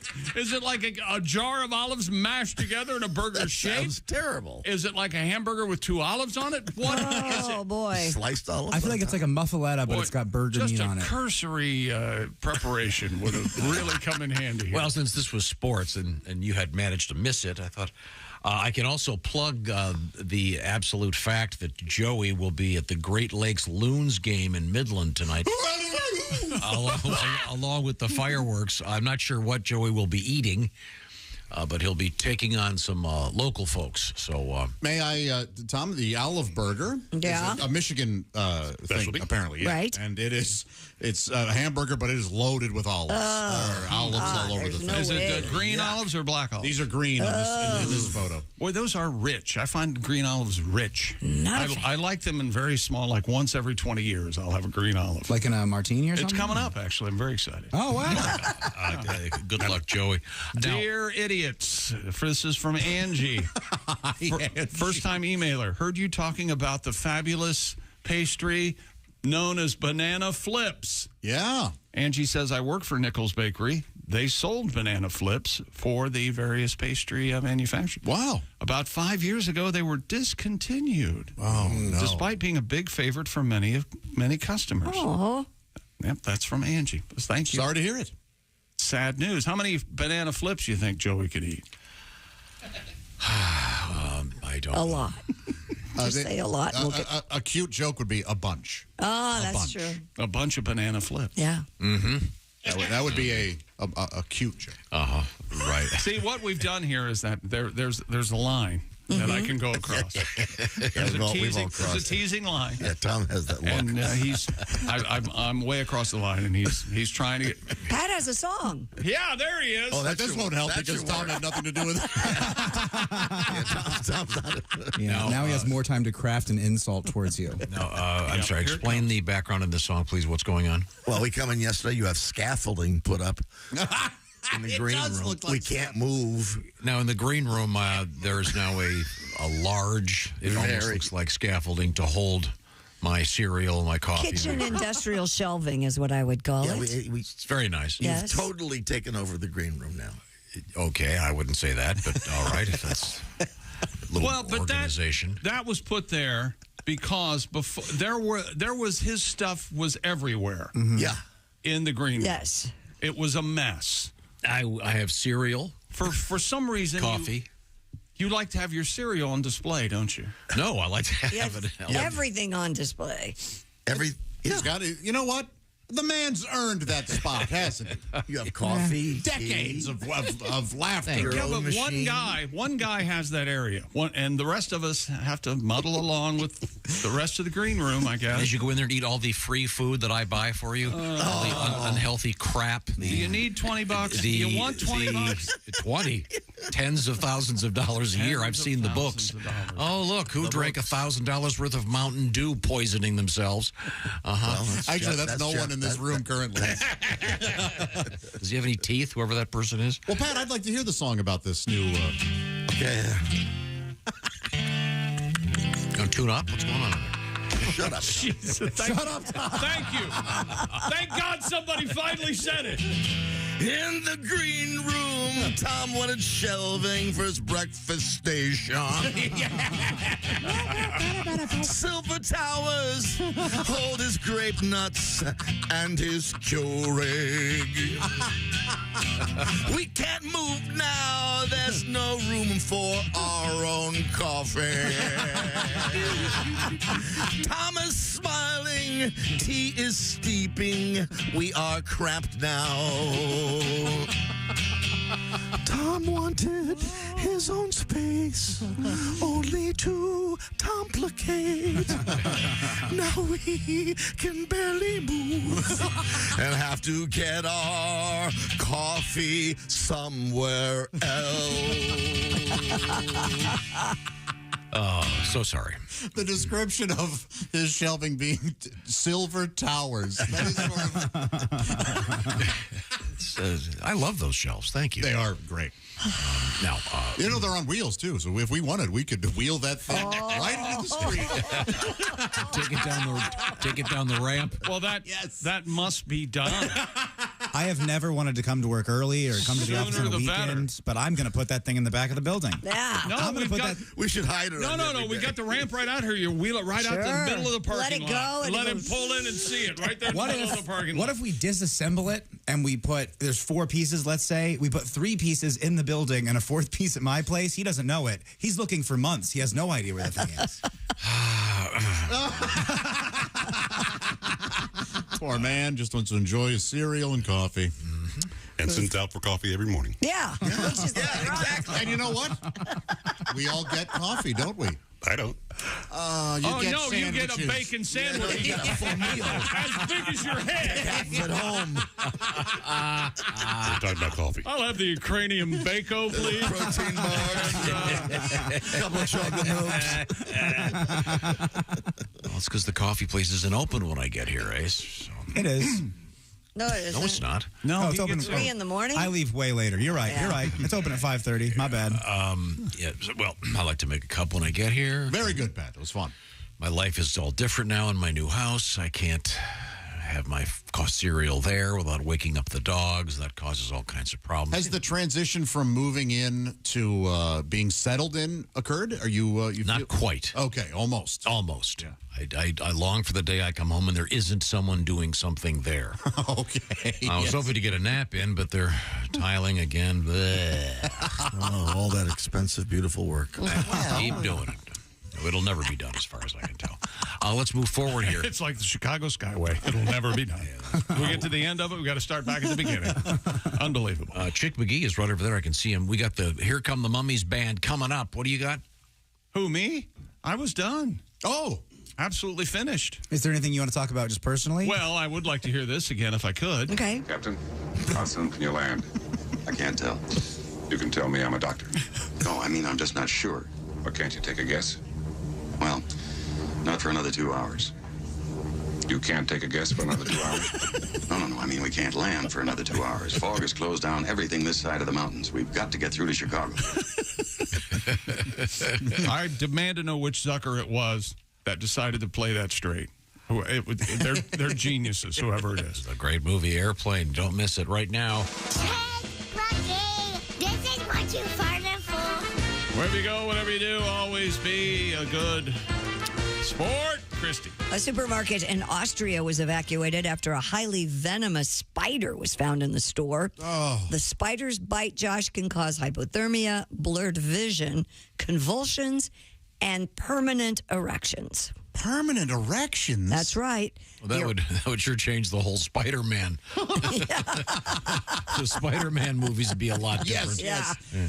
Peter Porker. The arachnid is known as the Brazilian wandering spider and was spotted at the Penny supermarket in Krems Onderdau. Where are the avocados? That was the spider asking. This is kind of a story for you, Chick. I kind of screwed this up. No. The spider holds the Guinness World Record for being the world's most venomous arachnid. The spider is reportedly still on the loose despite an extensive search of the store. Wow. Ooh. And very ugly. I saw a picture of it. Oh, as opposed to your... Oh, yeah? Yeah. Well, the spider don't think you're any prize either. Is it big, Ace? Is the spider big? Well, I couldn't tell, but... I'll look it up. I'd never heard of this permanent erection thing. Yeah, that's it's this really, you're right. Oh, he's not Ace. ugly. He's cool. He looks like a clownfish spider. Look at that. Oh, yeah, a little Nemo guy. Very hairy. Very hairy. Very hairy. Looks like it's got blood all over it. It's wild, yeah. It looks like blood. It looks like the mascot Gritty. It's got the same coloring, kind of orange, black, and white. Looks like a total badass. Mm-hmm. Two gigantic fangs up front. The better to give you a boner with. Pardon me. and it's sitting there right in front of the bananas. I love bananas. Oh, God. That's the fangs. That's kind of accent you're going to have. I got the big fangs. Well, anyway, Anyway. I mean, it gives you a permanent erection? How does that work? Because the bite is the blood so goes to the penis. It feels so good. Wow. I wonder if they have a way of... Must do something to the blood. It must open Opens your up blood the vessels. Yes, like a nitroglycerin tablet or something. Okay. All right. Well, what else you got, Christy? We go from spiders to snakes. I like spiders and snakes. What? You foo. An Arizona woman says she found a snake in her toilet. Michelle Lesbron told the Associated Press she had gone for 4 days, but when she returned to her home in Tucson, she was looking forward to using her own restroom in peace. We've all had that feeling, right? I get crap in my own place. She recalled lifting the lid of her family toilet, only to find a snake coiled up inside. Lucky she looked. Lesbron called an outfit called Rattlesnake Solutions to help remove the reptile. A handler wrestled the black and pink Coach whip snake out of the commode and released it into the wild. Oh, Coach. It's very expensive snake. Oh, yeah. Yeah. Nice. It's a snake that goes, "Hey, Normie, you want a beer?" I want the other Coach. Oh, that Coach. Snake in the toilet. A lizard in the tank. What? That's just so, why did my tag end there? It's so... Some things don't need to be essayed to Josh. Yeah, you could have left that one alone. This isn't terrifying to anybody but me. No. It's scary, but Snakes don't bother me that much. Same here. I've been to Tucson quite a bit, and there are snakes all the time. You see them outside all the time. I hate them. There was a baby rattler by the garage the last time I was there, out by the garbage can. Where? In the garage. So if you were in Tucson. if you were settling your buns onto a nice toilet seat, you wouldn't be concerned if there was a. Well, I would look first. Don't you look at the toilet before you go? And you don't have to be afraid of the baby rattlers. They're the happiest snakes there are. They're a baby with a rattle right there. Yeah. Kind of funny. Kind of funny. Thank you.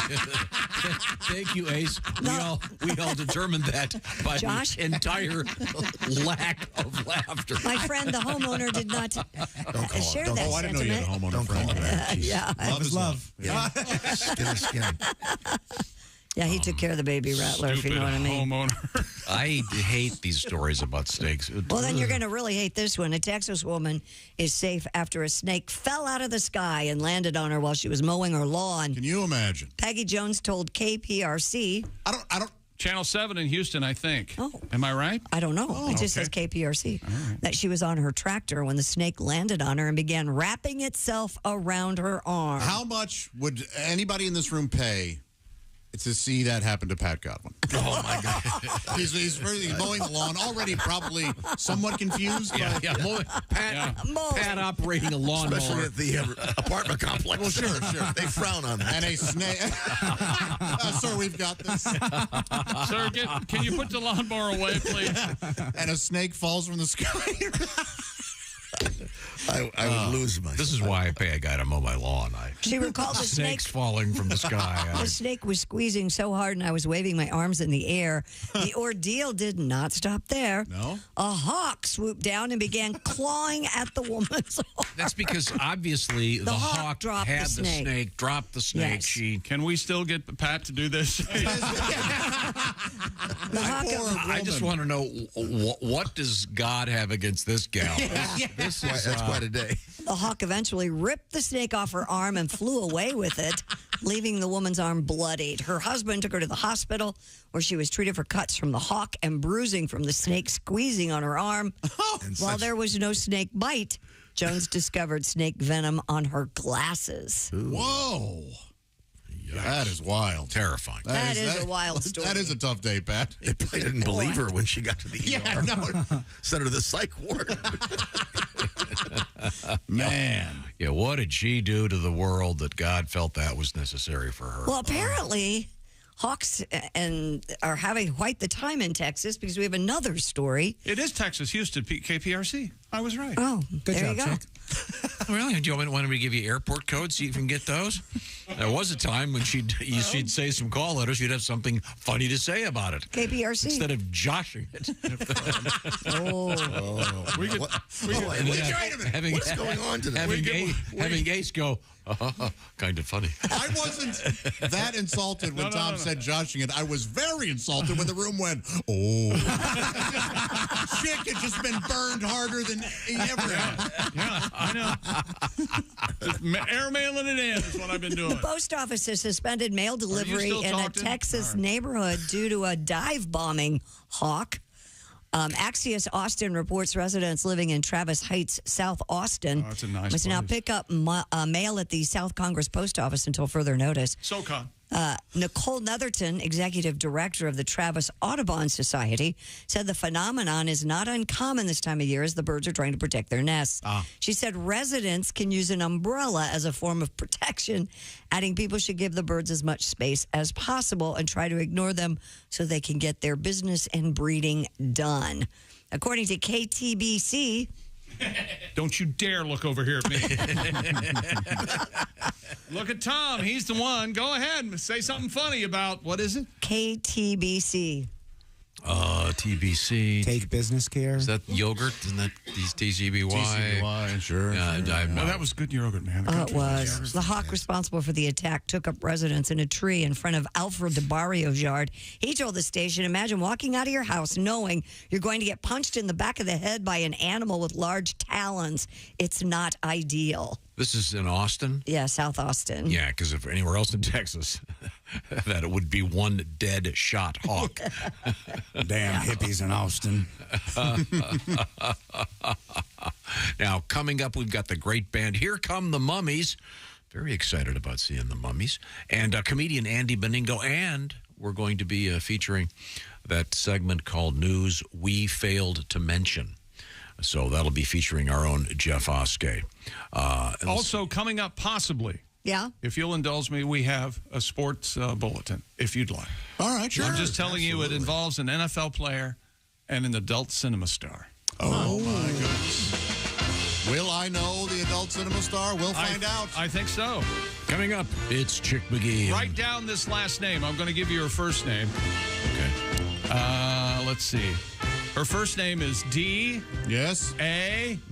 N. I. Danny? I'm already out. I don't know who this is. You don't know who this No. is? Okay, she looks very... Danny Love? No. We'll have it. D-A-N-I-I? D-A-N-I-I. Denia? No, it's Danny. Danny. Danny? Why is there an extra I? Because she's a whore? cool. Okay, good. She's done nothing. She's the one that's been wronged. If she does, she get two little boobies over the eyes. That's nice. Yeah. See, Josh, there's comedy writing lessons right there. All right, I'm writing that down. Would you say something funny with TV station call letter? That ship has sailed. Be right back. It's the Bob and Tom Show. Thanks for listening to the Bob and Tom Show this morning.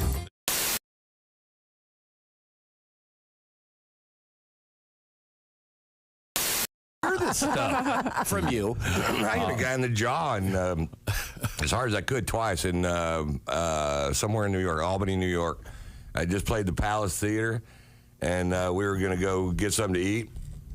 And it was a restaurant attached to the hotel, and my bus was across the street because I always stay on my bus. And this girl came over and started talking to us at our table, and I don't know her, she had her sister does stand up in New York, and Vic Henley was the opening act, and he does stand up in New York, and he knows her. So they were talking across the table. If it wouldn't have been for that, I'd have shoot her away because I was trying to eat my crappy little piece of tilapia. You must do very well. She gets up and leaves, and she comes back, and she has her sister on the phone, and she's headlining a club that Vic and I headlined forever in Columbus, Ohio. And so she hands the phone to Vic. She sits down next to me, and Vic can't hear, so he gets up and walks away. And then a guy comes over to her. So some guy came up to me and asked me, a young guy, for an autograph. I said, I'm trying to eat right now. And this guy comes over, pokes her in the shoulder, and says, get over here. And she gets up real nervous and walks over there. And I'm like, man, what is this? And I see the guy walking over towards me. And he goes, how come you took a picture with my girlfriend, but you didn't take a picture with my son? Both of them were connected to this guy. And I don't know anything. But he was standing up and I was sitting down. So I started to stand up, and he shoved me back down in my chair. Uh-oh. And I'm like, all right, okay. And so it was ugly. It was a nice place, too. Wine glasses, tablecloths, and it all went flying. And I got up and shoved him, and he took a big swing at me and hit me, but not really with a punch, but hit me and left his jaw just hanging out there. And I'm like, all right, here you go, buddy. You can't leave your jaw hanging out there. And I just, boom. And he called the cops and filed assault charges on me, or tried to, and the cops showed up, and I was like, oh, come on, man. The old Chevy Chase shoulder kick. So it's hard sometimes. You know. So now, and that's why now I have to have police everywhere I go, because probably nothing will happen, but if it does, I can't hit people. Yeah. I'm 61. I don't need to be getting in fights or anything. And Pat, who's not very big, but my guy Pat that drives a bus and manages my road stuff, he's a little guy in stature, but he's a 7th degree black belt, and so he actually got this guy in a sleeper hold from behind after I hit him, and then the guy started tapping him on the arm, and he goes, "This ain't the MMA. You're going to the floor."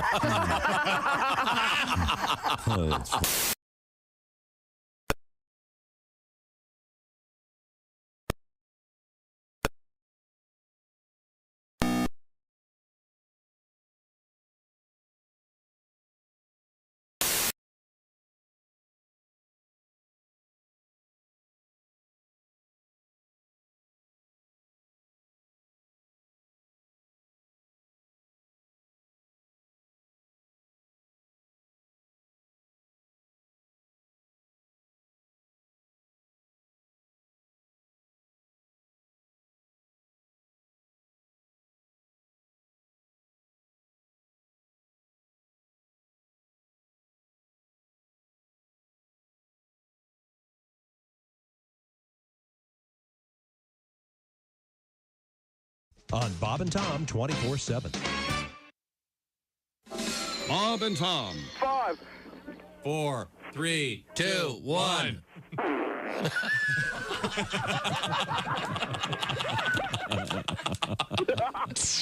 They put the F in professional. Speaking of Kennedy, That's a good shout-out. That is a good shout-out, yes, thank you. John Kennedy Jr. made Why do you think they call a skimpy little suit of Teddy anyway? Thank you. You want to go watch the films of Bobby's funeral at my place? Well, what do you know? It's 4 a.m. and we're drunk. Well, let's make whoopee. Wear my Oxford cloth. I was on a plane with one of the Kennedys one time. Really? Well, lucky to be. Yeah, it was Ted Kennedy. He was on the plane. And he was in first class. I was in the back. Sure. With the degenerates. But what a great name to be born. Kennedy or Rockefeller or something like that. My luck if I was born in money, my last name would be Massengale. My dad, the big douche baron. The douche baron. Everywhere you go, you got waiters making fun. You want oil and vinegar? Shut up and bring it. My dad, the big douche baron.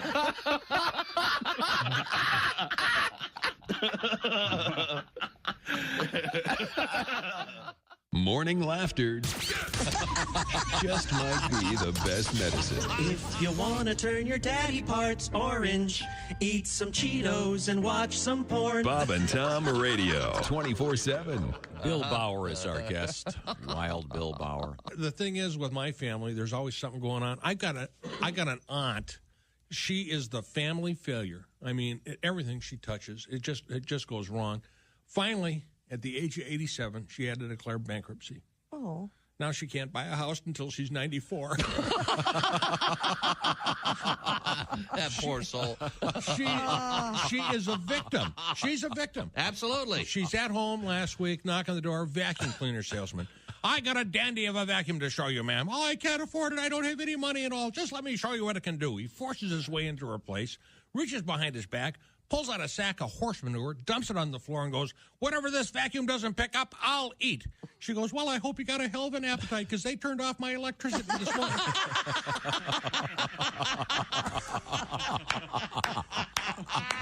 But I can't stand the endorsements that come after that because everybody's going to have their own shoe and selling shoes and telling these kids to buy shoes because, honestly, I don't care what kind of shoe an athlete wears, and neither should you. My question is, what kind of shoe does a black surgeon or lawyer wear?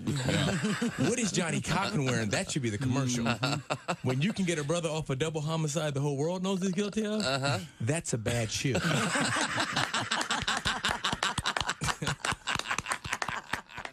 Hi, this is Mike. I'm looking at you. Welcome back to the Bob and Tom Show. Christy Lee at the news desk. Pat Godwin in the performance room. Hey, Jake. Pat, are you okay? Yeah, I'm all right. Okay. I'll give you the details here in a second. There's Willie Griswold. Yo, yo. There's Ace Cosby. Hey. There's Josh Arnold. Hello. I'm Chick McGee, and here's Tom. So we're in the green room during the commercials just now. Mm-hmm. And we're all standing around talking. And we're actually, the topic was the Tom station, where all of your food and It's just a big rack that holds my cereal, my bowls, my spoons. Because before what you had over there was kind of a mess. It was all stacked up on a filing cabinet. And Jess Hooker, one of our producers, she put all together. It was very nice. I didn't ask for it, but she kindly did it anyway. Very defensive about this. Pat is standing there talking, and at one point, he decides to sit down on the arm of the sofa in there. Yeah. Instead of sitting in the sofa where the seating area is, he decided to sit on the arm. Well, he didn't know that that's a sectional, and those three, there are three sections to that looks like a regular couch, but they're all. It's not connected. Oh, I see what you're saying. There are three parts. Yeah, there's 1, 2, 3. There's a middle part with no arms, and the two end parts have arms on them. Pat tried to sit on the arm from one side and almost went ass over teacup onto the ground. Wow. But he did that jump take where he shot like, it was hilarious. The show is in the green room. It's just so I didn't know that wasn't one whole couch. I didn't either. Till just now. Wow. We have the great band here, Come the Mummies, coming up. Well, that was not worth it at all. Thanks, Tom. No, it was. It was a very cute story, chick. It was okay. Oh, boy. You know what? I need you sassing me, Ace. Like I need. It was okay. So this is a sports bulletin, you said? Sort of. Former Las Vegas Raiders cornerback, and I believe from The Ohio State University, cornerback Damon Arnett has had a bad week. He's trying to stay out of trouble since entering the NFL in 2020. He's not with the Raiders now. He's trying to catch on with the team. Evidently, he told people he went for a meeting with the Cowboys, and that wasn't the case. Well, adult cinema star Danny Banks has gone viral. As This is a lady, Danny Banks? Yes, a lady, Danny Banks. Oh, could have been a guy, typically the name Danny. It could have. Maybe he's into gay. There aren't very many Danielles out there anymore. You're right, Tom. Could be Danny. Trying to clarify. Danny boy. Find a picture of Danny Banks and show it to him so he'll be quiet. Okay, is it B-A-N-K-S? B-A-N-K-S. Two eyes, remember? D-A-N-I-I. Arnett is facing gun charges right now, and Danny Banks has gone viral. She alleges that Arnett stole from her during an interlude. Here she and is. She reportedly has it all on camera to back up her claim. Banks claims Arnett stole her Cartier watch, one of her phones. Somehow he Zelled all of her money out of her account and put it into his account. That's a fun move. Danny says Damon Arnett, a little football player that played for the Raiders, has got kicked off trying to shoot somebody or something. Well, I don't know, but she went into the bathroom, stole my Cartier watch, took my other phone, Zelled all the money out of my account. I have it all on camera. Him and his friends leaving my house. Come to find out, he does that, and then he tried to F me. Oh. All right. This is a Las Vegas Raider, is my larger point. What's he doing there at her house if he's not already, What do you mean? Already getting up in her business. Let's see. So you don't make a visit unless it's gonna come through. Is that it? You don't try to go do any advance work? Hell no. All right. Okay. Have you seen Danny Banks? Yeah, it's she's a freak. A freak? A freak? Yeah, she's got extensive, it looks like surgically implanted buns and very large breasts. She looks like a sex doll. In fact, there's actually a photograph of her dressed up as a sex doll. Cool. Yeah, very odd look. So I'm sorry, who stole from who? I can't keep track. Damon Arnett stole from her. Allegedly, okay. Yes. That's what she said. She has it on video to back it up. Okay. And those hips. She's got some hips. You're right. He's having a bad week, but he brought it on himself. Certainly, if any of this is true. Yeah, true. Yeah. I think she's attractive. Really? Yeah. Curvy. Curvy? She's very curvy. Is the ass the size of a bus? No, curvy. Sure Well, bus. you're on the other end of that. No, I mean, look at her, though. It's She has a Kim Kardashian type of bottom. times two. Right at her. And Tom, you are right. I'm sure that's all augmented. Comically augmented. But it's... she looks ridiculous. I kind of like it. Really? You'd want to take her to the library with you and... Here, I'll read it. If I can have sex with her there, yes. I don't care where it is. I'll take her to the laundromat if you want. And then all the homeless guys using the computer at the library will be like, oh my God, Danny's here. I was just looking at you. Whoa, Danny! It's the best library ever. I mean, she's dumb. comically exaggerated breasts and ass.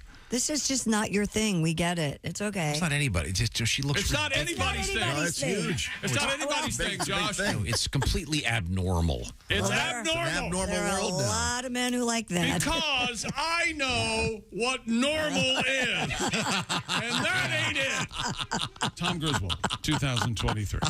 Okay. She's a freak. She's a super freak. She's doing something that you wouldn't care for. That's all. She's not your type. It doesn't. It's not abnormal. It's unnatural. You can't mean this. No, and it's not unnatural. You can't mean that. No, having. I know you better than this. Veneers are unnatural. They still work. What? Teeth, right. Teeth, yeah. Yeah, you're not opposed to somebody having false teeth, are you? Yeah. What if I can? How do you know? You know all these are false. All my teeth are false. Yeah. What if I came here without my teeth? Yeah. He'd say, put those falsies back in. Put those falsies back in. That's unnatural. You don't get mad at me about the wig that I wear every day. Yeah, exactly. Yes. Oh, boy, I had a wig story from the other day. Oh, here we go. And now You the cannot- bald man speaks. No. Oh, Pat, you're aware of this? Oh, I'm going to kill him if he Pat and I were somewhere else. Shopping for wigs? No. Oh, that would be great. Pat, you got to come in with like the Rod Blagojevich wig, the long hair that goes to bangs. Okay, we got it. Here's what we got to do. All right. We got to get Noah, our videographer. Me and Pat go to the wig store. Yes. All right, I'm in. Yes. Trying wigs. Anyway, no, it's a long story. Is it like a sassy gay man fitting you with the wigs? That's what I want. I want like a mean, but kind of he's well dressed. That's who I But want. he knows what looks good. Keeps calling him honey. Yes, exactly. That's who I want. He's got a little mustache that's not fully grown in yet, but he's working on it. Oh, it looks good, honey. Just shut up. That kind of sass. Yeah. Okay. Well, let's move forward here. Coming up, the great band Here Come the Mummies. Comedian Andy Beningo will be joining us. But right now, I think it's time to let the man redeem himself. Who's that sexy man with a deep voice? Ace Cosby, here he is with his joke of the day. Why don't mummies take vacations? Oh, I don't know. Why? They're afraid they relax and unwind. Oh! That was Ace Cosby's joke. Or bandages, they shout. If that was funny, you have to admit. No. I don't think it was funny, and I will admit that. I think that I think it's very funny. The I don't think it's normal. Money tightly wound. It's unnatural. You freak. Sick. It's sick and twisted. All right. That really does give you the willies to see a woman that's done that to herself, doesn't it? And you know what? As a man named I'm Willie, fascinated. I object to that term, the willies. Hey, I've lived with Chuck Hole my whole life, okay? Hey, look, I've lived with Uncle Tom. I bet you do. Don't talk to me about pat my ass. See? Plus, I've got Peeping Tom, Uncle Tom, Tomcat. Tom. Yeah, I like Tomcat. Oh, Josh, is there one that Benedict Arnold? Around? Arnold the pig. Joshing around. Green Acres. Benedict Arnold. Oh, yeah. I've been called Tom Arnold by many an MC on accident. And Josh. Oh, I'm just joshing. Well, you can understand Tom Arnold is funny. That's right. Oh, it never bothered me. I love Tom Arnold. Coming up, as I mentioned, the great band Here Come the Mummies. I think in just a few minutes, so I'm excited about that. When we come back, I think they'll be here for us. This is the Bob and Tom Show. Got something to say? Send us an email.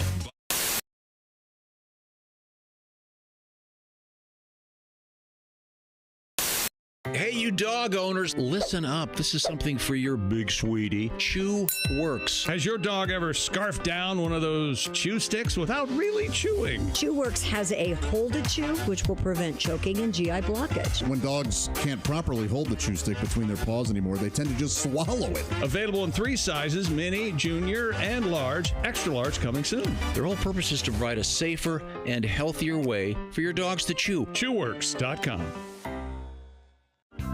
You know, I made this crazy movie called Freddy Got Fingered, and it was, I wrote it, I directed it, and it was a really, really crazy movie, and it won the Raspberry Awards, and people said it was the worst movie ever made, and all this stuff. But that was sort of the point, was to make the craziest worst movie. Yeah, kind of the point of it, right? So now what's happened is, and really what's been a really exciting thing about going and doing these shows is, people are coming out to the shows. They're bringing their Freddy Got Fingered DVDs, and it's sort of turned into a bit of a cult, smash. I've gotten a call from the studio recently that said the DVDs have been selling through the roof. They've sold over 1 million units of the DVD. And didn't I hear that you're going to do a director's cut? Now I want to do a director's cut of the movie because because there are scenes that just when you edit when you do one of these commercial studio movies, especially a movie like that, they focus group it, and you had to change things and tighten it all up. Right. So there are some crazy scenes that I'd like to get back into it, but also it's sort of just I think the irony of doing a director's cut for me personally is pretty funny. Whenever there's a movie, there's always a porno movie that someone makes based on the title. Yeah, it was called Freddy Got Fingered. Okay, back to you, Tom Green. People actually, to be honest, the things that people really like out of the movie are some of the sillier scenes, not so much the gross scenes, but people always come up to me and they say, Daddy, would you like some sausage? Which is this line from the movie. Daddy, would you like some sausage? So I sing that on stage. Come see me on tour. We'll be singing some of the hits. Sing along. That's all right. That's your Stairway to Heaven? Yeah, that's my Stairway. The Bum Bum song would be my Stairway to Heaven. That went to #1 on MTV, the Bum Bum song. When you Google Freddie Got Fingered, the first thing that comes up, the first line is Freddie Got Fingered quotes. Yeah. That's the first thing. Yeah. And then you go to that page and the sausage. Yeah. The sausage organ comment is the very first line. There's all sorts of very silly lines in the movie. Yeah, there's a whole pile of quotes here. Yeah, so I was in a rap group when I was in Canada when I was a teenager. That was actually what were they called? We were called Organized Rhyme. We were actually had a record deal when I was 19 years old. No kidding. Right out of high school with A&M Records, and we had a #1 hit, in many Canada? markets in Canada. We were the Much Music Video Award of the Year for Best Rap Video. That was sort of the... Is that on your website, by the way? You can find it on there. Yeah, you can find it on there, and you can find it on YouTube. And, the thing, that was sort of my first sort of realization, hey, I want to work in show business, I was sort of like, all of a sudden I had this record, and we were touring, and we were doing radio shows, and I went and started my radio show, and right after that, and... it was initially a rap music show that I turned into a talk show, which then turned into my TV show. I've had a lot of great rappers on my website too. Like if you go on TomGreen.com, you can see me rapping with Too Short and Exhibit. There's this funny video of me rapping with Exhibit where I surprise him with this rap that's ended up on YouTube. It's got 2.5 million views now, and it's sort of funny because you see these rappers who just aren't expecting me to start rapping, and then I start rapping in their face, which is fun. So. Canadian rap. Right, Canadian rap. Yeah, you can see why you haven't heard of it. Canadian rap. Tom Green is our guest.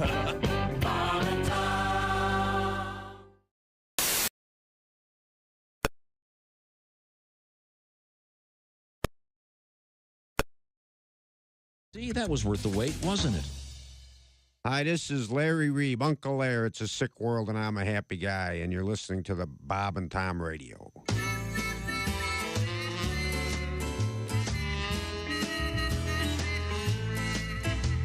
I left work early, drove right home. Didn't know you'd be here. Well, now that you are, there's only one thing I'd like you to do, my dear. Honey, pull up my skirt, undo my blouse, peel off my pantyhose. Baby, take off my bra and my spiked heels. Honey, take off all of my clothes. Take them all off, baby.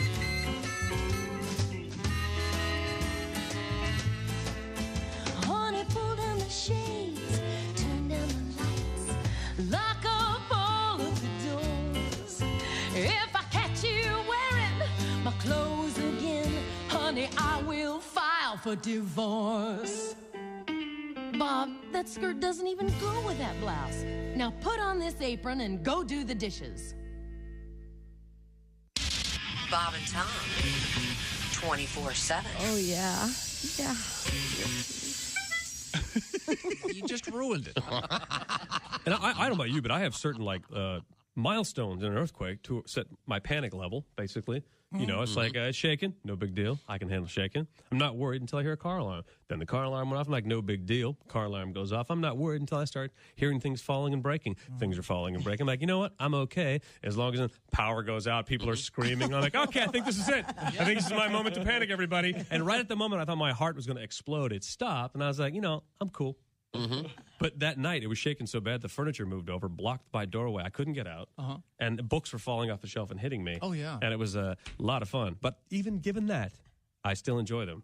And there's nothing like them. In fact, the song 26 Miles Across the Sea, that was written about Hawaii. It's earthquakes have moved it so far away.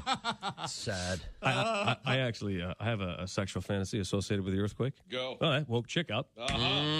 In my fantasy, I'm making love to this woman. Yeah. And then all of a sudden, she feels the earth move beneath her. Ah, yes. And then she rolls over on top of me and shields me from debris. Safety first, everybody. Safety first. Safe sex. That is a considerate lover. It is better than wearing a helmet, I'll tell you that. James P. Conley is our guest. And you run out into the street like that. Oh, yes. Are the stars out tonight? I don't care if it's cloudy or bright. Because I'm blind. Jeez.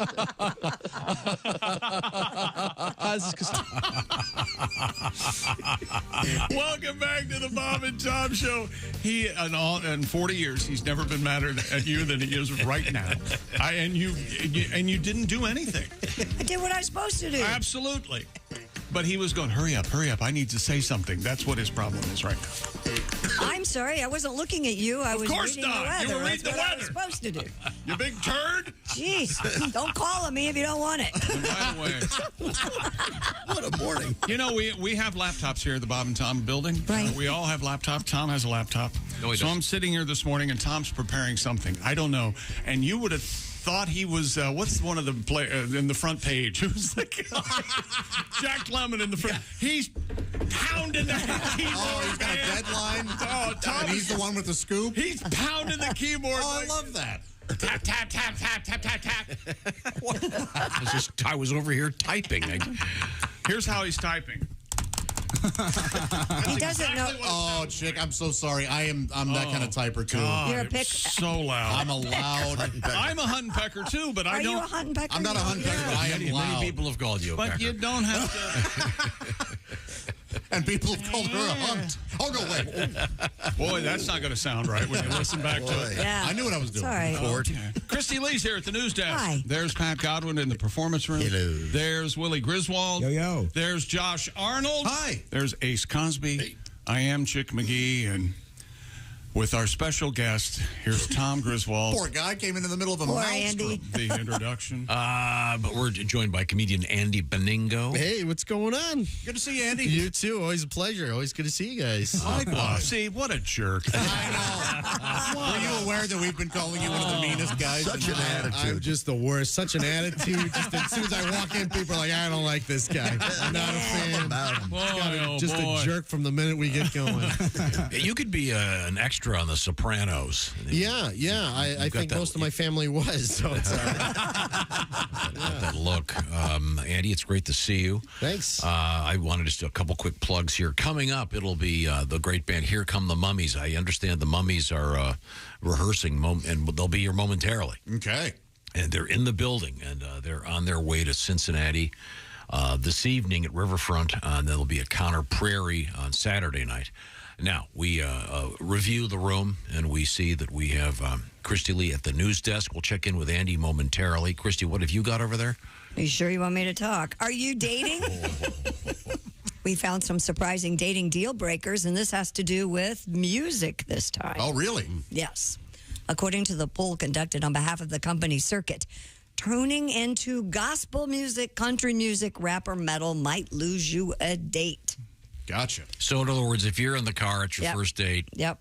and she's playing X type of whatever kind of music it is, that can be a big turnoff? Sure, or vice versa. Yeah. Okay. 28% of respondents were turned off by gospel music. 24% said country music in the car was a deal breaker. 21% said the same for hip hop or rap. 19% said metal, no go. 14% EDM, turn off. Okay. So for the first four, more or less a quarter of the people. Yeah. So, Well, first of all, if you're on your first date and you're letting somebody pick you up, that's a red flag right there. What? Oh, you need an gotta escape meet. plan. Yeah, you got gotta to meet somewhere neutral where you somewhere can get public, out if it's horrible. somewhere. Tell somebody where you're going. Yeah. I wasn't aware of that until I read an article about it maybe 6 months ago that said women way more comfortable doing that. And it makes perfect sense. Heck yeah, especially this day and I always age. thought it was Yeah. gentlemanly to drive. Pick I'll her up offer, and drive. And, I'll offer the pickup on date number 2. That's Yeah, when that- you okay, that's yeah, okay. yeah. You get to know them first. You let them know you're not a kidnapper. Then you Right. pick them up, and then you got them now. yeah, not like the kidnappers. They know the rule too. You got to play the long game. Now, Josh, you're a man of a variety of tastes. Yeah. You'd be okay with if one of these ladies that you associate with were to. One of these ladies that you associate with. Sure, yeah. If you were on a Female date. scum. Yeah, that's another word for it. Josh, if you were on a date, you got in her car and she was playing music that you don't care for, would that be a deal breaker? No, it would not be a deal breaker. Yeah, I've me had either. plenty of girlfriends where we didn't. We had very different musical tastes. Yeah. And I've had plenty where we didn't. And also, depending on how hot she is, she can play harpsichord covers of Neil Young songs. I don't care. Yeah. Well, that'd be painful. Boy, that would be painful. I love Neil, but I don't want to hear Neil on a harpsichord. Ace, I would think if before you go out on the first date, during conversation or texting, whatever subject of music might come up. At least in my case, it would. Well, of course, for you, and you, because your job is like that, but... And you have somewhat eclectic taste, although you mostly like harder rock, heavy music. metal. Yeah, awful music. Yeah, but just think about it. If Ace got into a girl's, let's say she picked you up, because she wanted to arrive, and you were happy that you didn't have to pay your gas money, and she was cranking Saxon or some 80s rock band, you'd be thrilled. Yeah, of course. Yeah. Like, what if it were gospel music? I have no problem with that. Okay, country music.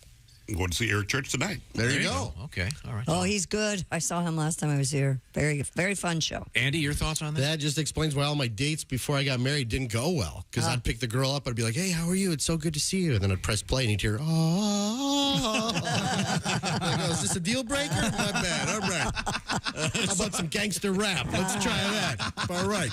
This is also interesting. Respondents shared some of their top driving turnoffs. Okay.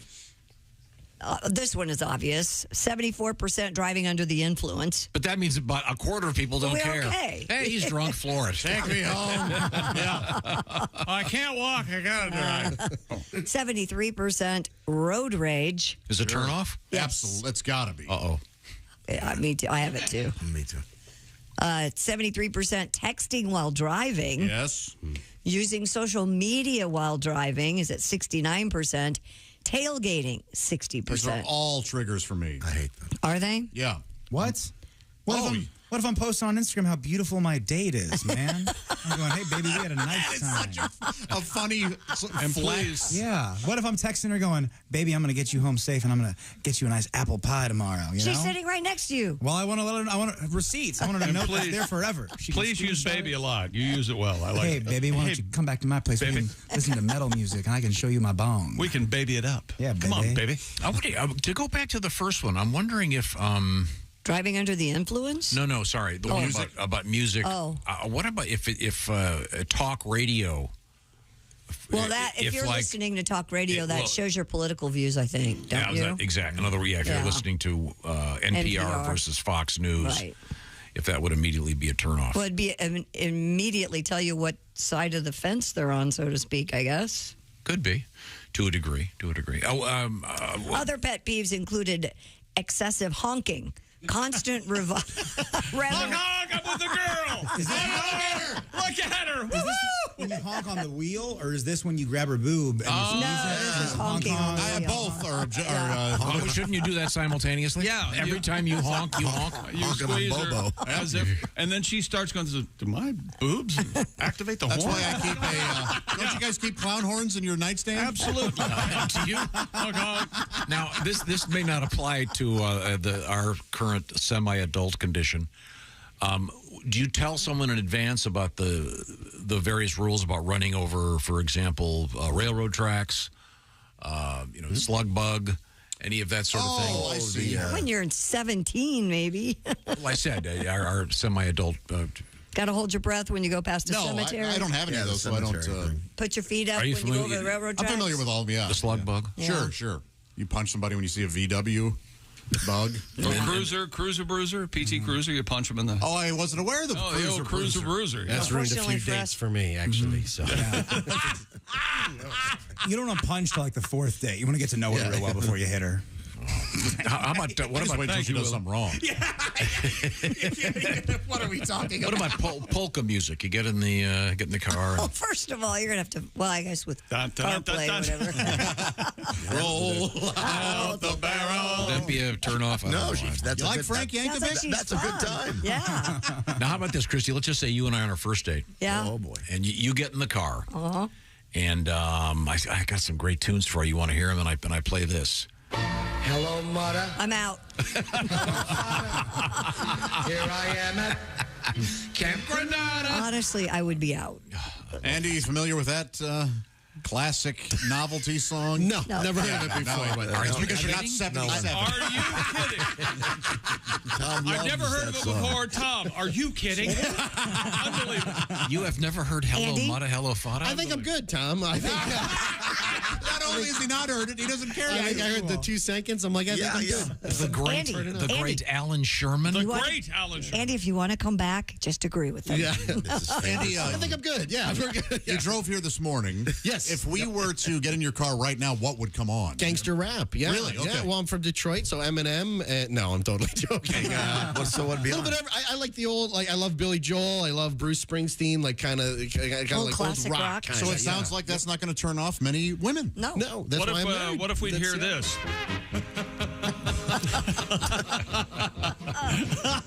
I would. Any girl should be terrified of getting in your car. Well, see this vest? It's made of my mother's flesh. Exactly. We're going to I'm go a to skin this suit. little out of the way place. You go to your phone, you share your location with your mom. That's the first thing. Yes. Yes. The major thing from this survey is in most cases, 75% of the people are okay with whatever. Yeah. You want to get to know the person, and that's just a small Maybe you part. should turn the radio off and Talk. Yeah. Talk. So when you're in the car with your sweetie, what do you listen to? her. Yeah. Oh, boy. See, I keep the radio on a first date so she doesn't hear my farts. Isn't that a polite thing to do? I listen to my own stand-up, and I go, God, I'm good. Aren't I so funny? Man, I'm hilarious. I guararantee that's happened. Oh, yeah, for sure. For sure. Not in that way, but after a set, I've listened to it. No, I mean, you think a comedian has done that. I promise. What's that? Oh. Listen to their own set while on a date. I've done that. Oh, yeah. You see, the guy was wearing a Shrek shirt. How weird is that? In the front row, so I go, sir, you're wearing a Shrek shirt. She's gone. She's out of the car. You know, we're on a first date. I could play a song called First Date for you. Yeah. Oh, we'll get to that coming up. Coming up, what's going to be the great band? Here Come the Mummies. I understand the Mummies are ready in the next room. We'll look forward to hearing them. We'll talk with comedian Andy Beningo, and we've got news we failed to mention coming up right now. This part of the Bob and Tom Show is sponsored by BetterHelp. There's a lot going on out there. Sometimes you just want to go, enough. It's too confusing. Getting through life can be so hard. Well, it can be a lot easier with therapy. And BetterHelp is a relatively new way to get connected to a proper therapist. Not only do you get connected to a therapist, the therapist and that connection continues, and it's all done on the internet. The way it works is you fill out a brief questionnaire. You'll get matched with a licensed therapist. And by the way, you can switch therapists at any time for no additional charge. And then the therapy itself is done online. I'm talking about you could do it like you're on the phone. You could do it with a camera on. You could do it texting back and forth, whatever works for you. So let therapy be your map. With BetterHelp, get the information at betterhelp.com/BT show. Do it today to knock 10% off that first month. BetterHelp.com/BT show. Move forward with confidence and excitement on your journey and get your mind where it's feeling a little bit better. BetterHelp, H-E-L-P, BetterHelp.com/BT show. And once again, the Bob and Tom Show is sponsored by BetterHelp. Up next, the great band Here Come the Mummies. This is the Bob and Tom Show. You're listening to Bob and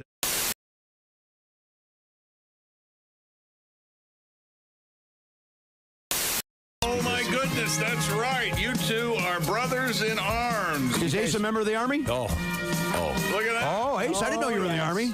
How many Kiss shows you been to, Ace? Around 300. Oh, my gosh. Yeah. Oh, I just like them. I'm not nuts.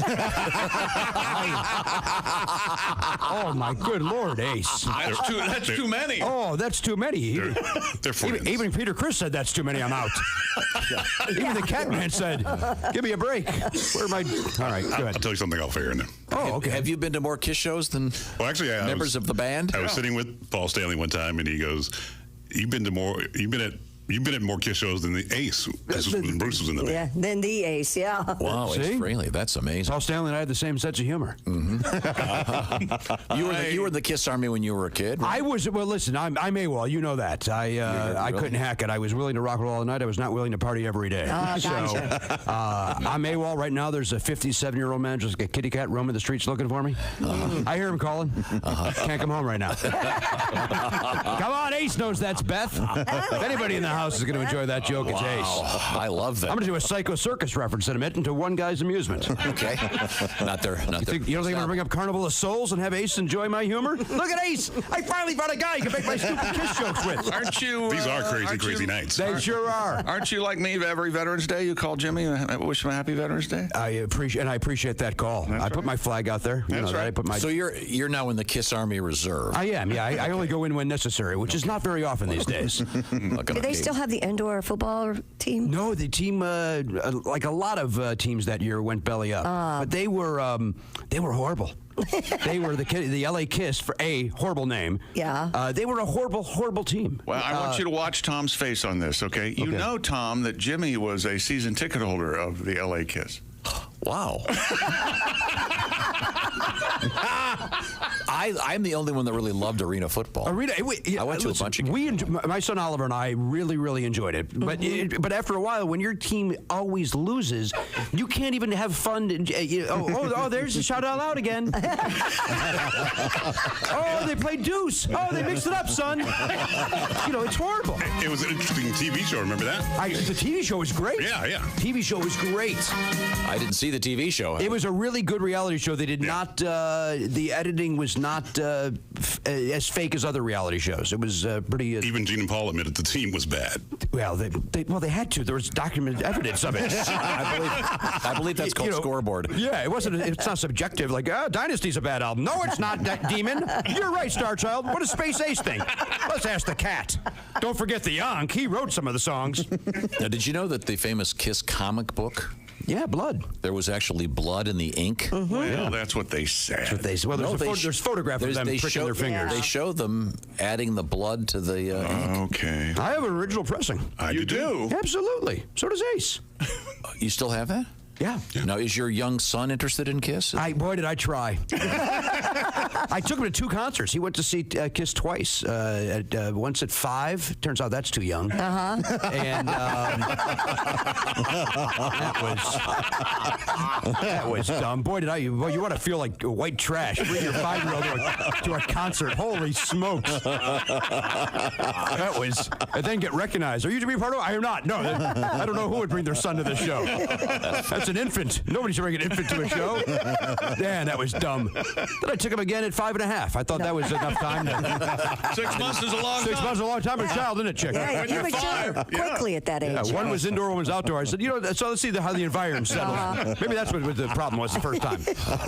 He fell asleep during the encore the second time. How do you do that at a rock and roll concert? That's how bored he was. But son, that guy spit and fired. Pass.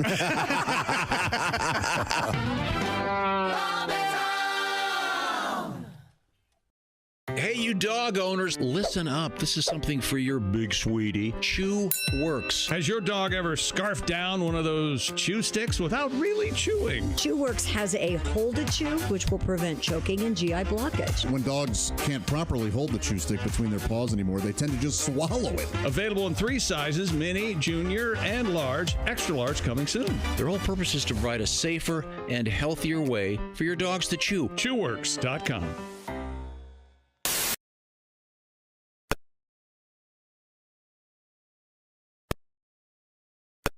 What? What's going on? It's a banana. It's a banana.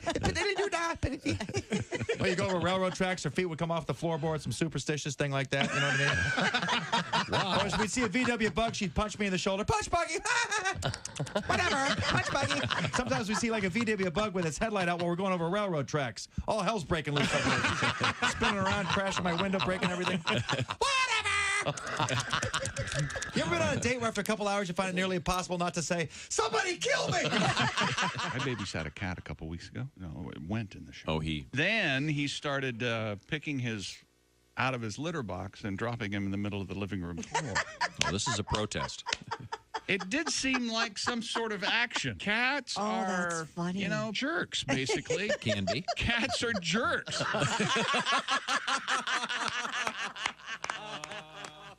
Hey, this is Larry the Cable Guy, and you're listening to Bob and Tom Radio. Welcome back to the Bob Bob and Tom show. I just found let's see, I look around the room and I see Chick wandering in. There's Ace Cosby. Hey. We've got Chris Lee, of course, at the news desk looking so nice today. Thank you. Josh looking extra handsome today. Must be date night. You're very kind. Pat Godwin looking worn out. I understand last night was date night. You can barely move. Oh, well. Thanks for bringing that up. Oh, man. You're going to hear about that. No wonder you need back surgery. What was that you were saying in the green room? She could have been better? Was that between us? No, I can't go home. Oh, God. And now here's Tom. Son Willie G right there. Talk about a handsome kid. Dad Tom. That felt weird. Time for a DNA test on that one.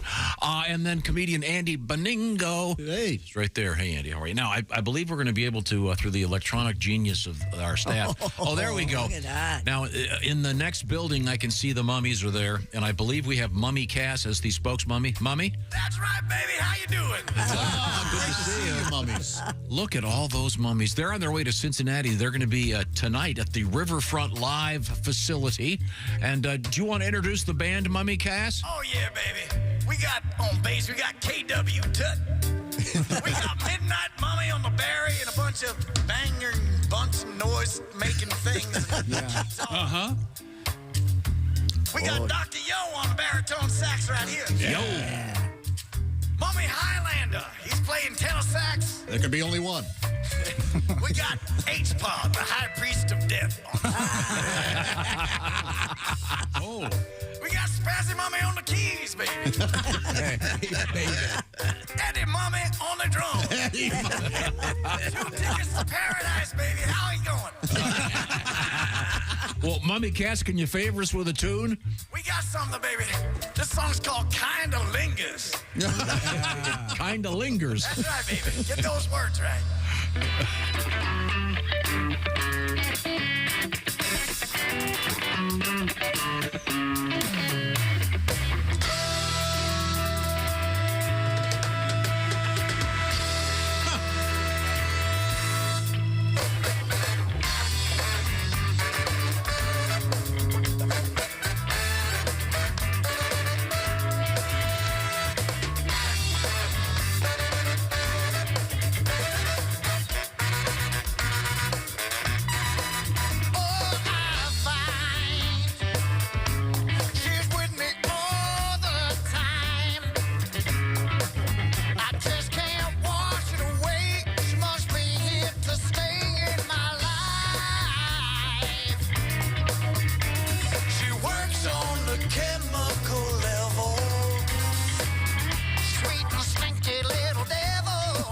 She's got those molecules that stick with you in your smile.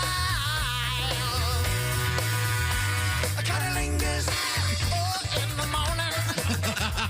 Kinda lingers through the night. Kinda lingers anytime she wants it. Wow, it's alright, it's alright. Oh, baby, it's alright.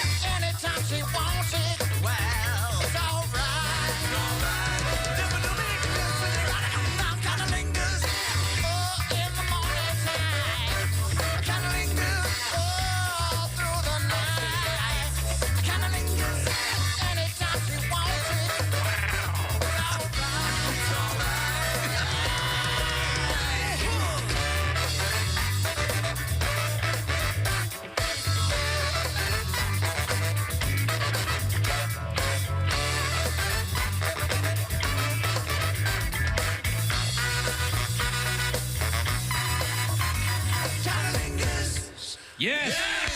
Bravo. Yes. Here Come the Mummies. A song about molecules, and it kind of lingers there. That was absolutely brilliant. A fantastic arrangement. Great saxophones, etc., etc. Thank you, Mummies. I will point this out. The Mummies are going to be at Riverfront Live in Cincinnati this evening, Conner Prairie tomorrow night. And I'll give you a little hint as to what their schedule is going to be.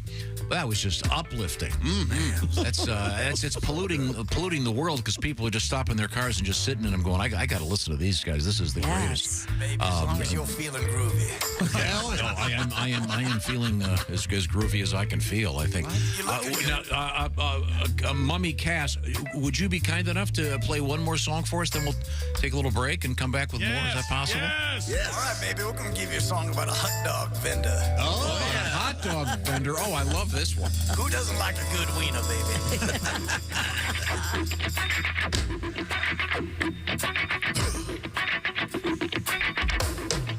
Here we go, baby.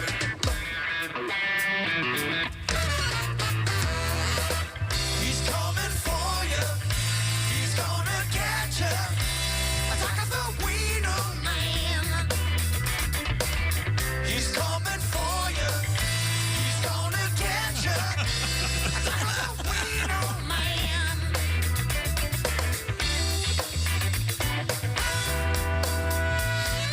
Late at night when the bars are closing, the alcohol takes its toll, and the drinkers need the favorite vendor. A taste of straight up sausage splendor. Oh, little man behind the car. The police can't catch him cause he's way too smart. The smell of mustard in a big umbrella. Hot man's got the perfect cover.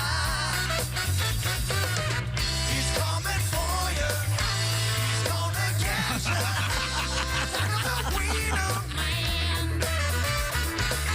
He's coming for you. He's gonna get you. Attack the wiener man.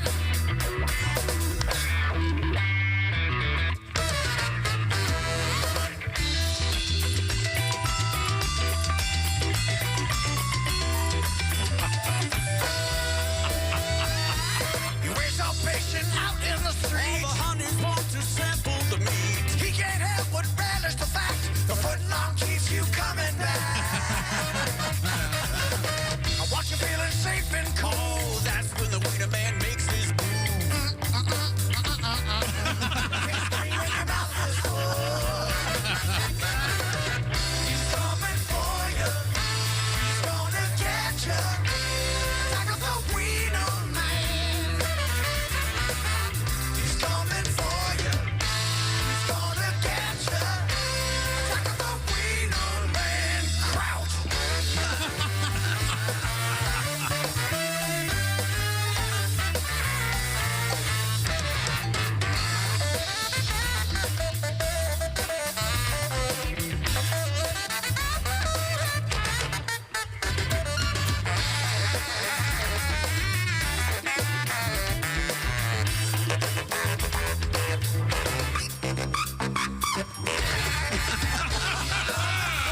He's gonna get you.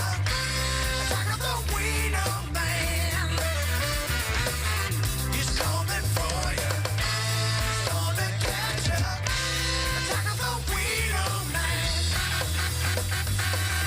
He's coming for you. He's gonna get you.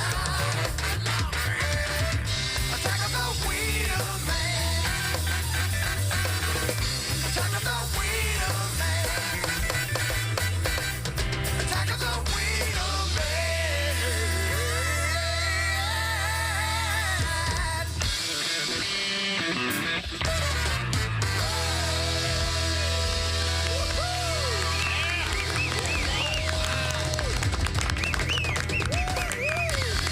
Wiener, baby.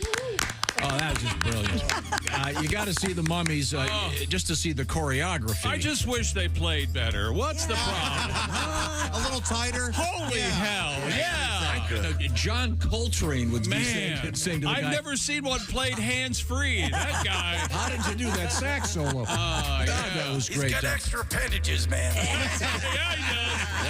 he does. Oh, wow. That's just brilliant. Thank you. Wonderful. I know you guys have been asleep for 2,000 years, but can you take a short break? We'll bring you back to life shortly. We're going to be wherever you want us, baby. Okay, thank you very much. And of course, you can see the mummies. We're on YouTube live, yes, you know. live on YouTube. Oh, Yeah. This is on camera, baby? Yeah. Oh, yeah. Oh, hell yeah. Should have changed my pants. Yeah, you're wearing them for 2,000 years. They got to smell. Ugh. Ugh. Yeah, here come the mummies. We'll get back to the mummies shortly. Thank you, fellas.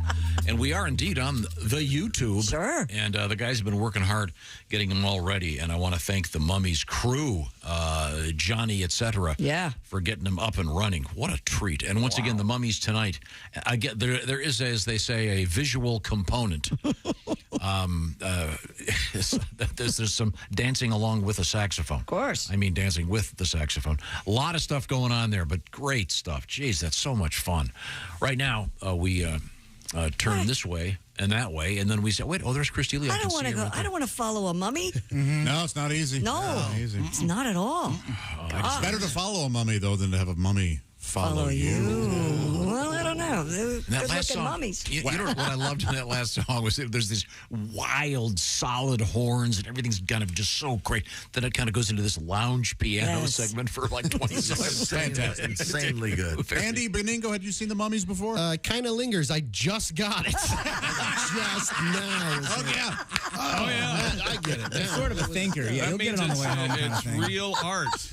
It means different things to different people. Yeah. I think we've all been there where there's You're so sweet, Andy. There's a Look great at joke you. you get days later. Yeah. Sure. Or never get it all. Most of my humor, the audience tells me, I didn't get that. I go, well, you won't. Few do. Let's see now. Where were U.S. officials have caught a Canadian truck driver allegedly trying to smuggle $2.5 million worth of drugs disguised as frozen waffles. U.S. Customs officers at the Peace Bridge port of entry encountered the semi with a shipment of frozen waffles destined for a grocery store warehouse in Georgia. Well, on the Peace Bridge. They uncovered approximately 2,090 pounds of marijuana as well as 110 pounds of ketamine. Ketamine. The 22-year-old driver was arrested on charges of possession with intent to distribute 100 grams or more of marijuana and importing marijuana into the United States. But they were in frozen waffles. Yeah. Lego my Weedo. Weedo. All right. Lego my Weedo. Lego my Weedo. Don't disguise. That's the problem. You don't disguise your pot with something delicious that they're going to want to see. Oh, so I see what maybe you're a saying. dump truck full of cow manure would be that kind of thing? Yeah. Sure. Yeah. We're not going to search that. Are we? I don't understand how the weed business works. We're importing weed from Canada into the United States? Apparently that guy was. I don't know if that would, now that it's legal, lots of places, why would that be a thing? Oh, isn't Canadian marijuana some of the best, though? BC Bud, right? Mm-hmm. Yeah. Is it legal Is that in really Canada? a thing? BC Bud? Yeah. British Columbia, yeah, evidently, yeah. Is pot legal in Canada? Yeah, has been for a long time. Oh. They've got way better medical facilities. Are you stuff kidding me? like that. Have you seen their prime minister? He's gorgeous. Of course they have. Good point. And he's a free man. Yeah, he's Yeah, they're getting available. divorced. That's right. Not that I read it. I'm heading up there this weekend. See what happens. Who are you going for, him or her? Oh, him. Absolutely. Oh, you'd be a great first lady, Chad. Yeah. Damn right I would. I declare.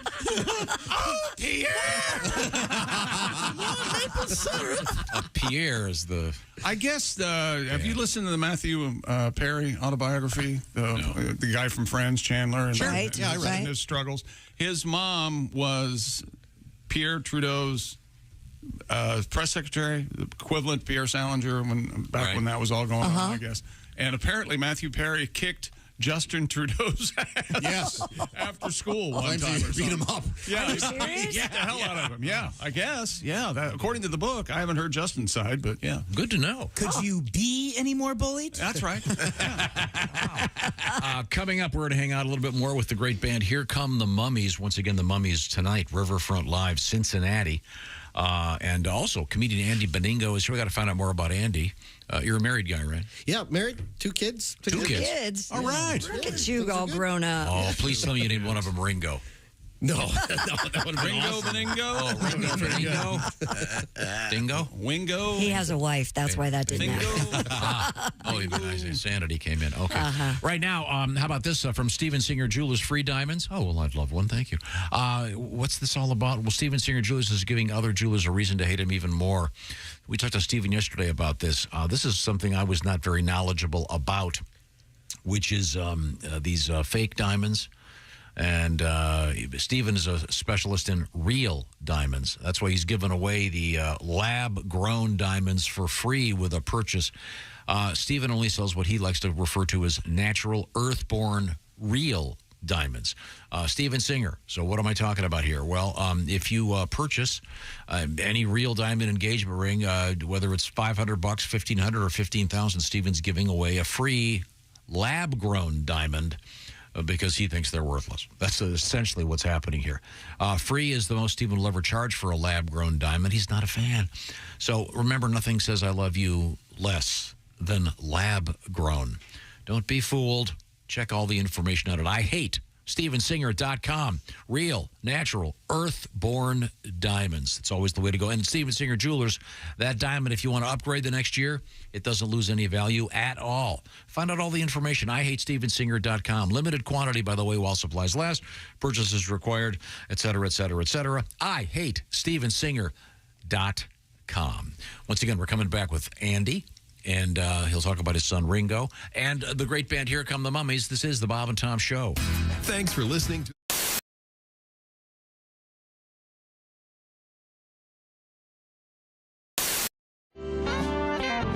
Last time you were here, yes, you got talking about catchphrases. Oh, yeah. I'm not even sure you remember this. In fact, I remember it. we actually use it. We use it a lot. Right now. And How's that working for you? You know, I got to say that, you know, I'm a comic, so everything, and when I improvise something, it's a throwaway. And I'm certain that I've thrown away my career and the potential for a decent career 100 times. I've had people say to me, you know, that baked bean bit, the funniest thing I have, and I don't know what they're talking about. You know, because it's like, you know, I got my stuff, and then I got my, because you had that guy on from Bruce Springsteen earlier. Sure. And I was talking about working with the boss and the boss way he works a set list. That's me. Yeah. I don't mean to say I'm like Bruce Springsteen, but I'm like Bruce Springsteen. Okay. You know what I'm saying? you change it up every I night. have a set list, and then I'm willing to. Then you never follow it. Yeah. You know, I'll do what I need to do. I'll do whatever I got. It's like making love. You know. But you do it right now. Oh, that's right. See, we love that phrase, and you've given it up. Then we were hoping. I did it. You know, and when I did, There's no right now T-shirts. When I did the Bob and Tom show tour, I don't know if I told you I did it. Sure. And Chick introduced me. He introduced me with that catchphrase. Oh, yeah. It's starting. It's starting. Is it Sweeping America? And we want to. We'll bring you back on the tour, but only if we can do the right now thing. Oh, look! Could I hear what I the? gotta do? Could I hear the baked bean bit right now? Because, you know, sometimes my mom used to make baked beans with her special sauce. Yeah. Which was mustard, ketchup, and sugar. And she would, you know, she goes, go on to the dinner, come here right now. Right, and she had this really deep voice. That's before she stopped smoking. Yeah. She was a Pall Mall babe. Wow. Did the sugar make the beans Brown sugar. Sweet. It was a brown sugar. It was like the best thing in the world. And Yeah. my father was overweight, and so my father, and no matter what, she couldn't do any wrong. You know, this is the greatest thing I ever, you know, it's mustard and ketchup and brown sugar. A lot of sugar in there. And some Campbell's baked beans. And he we could have, if God bless my father, may he rest in peace. He would have been happy with a trough.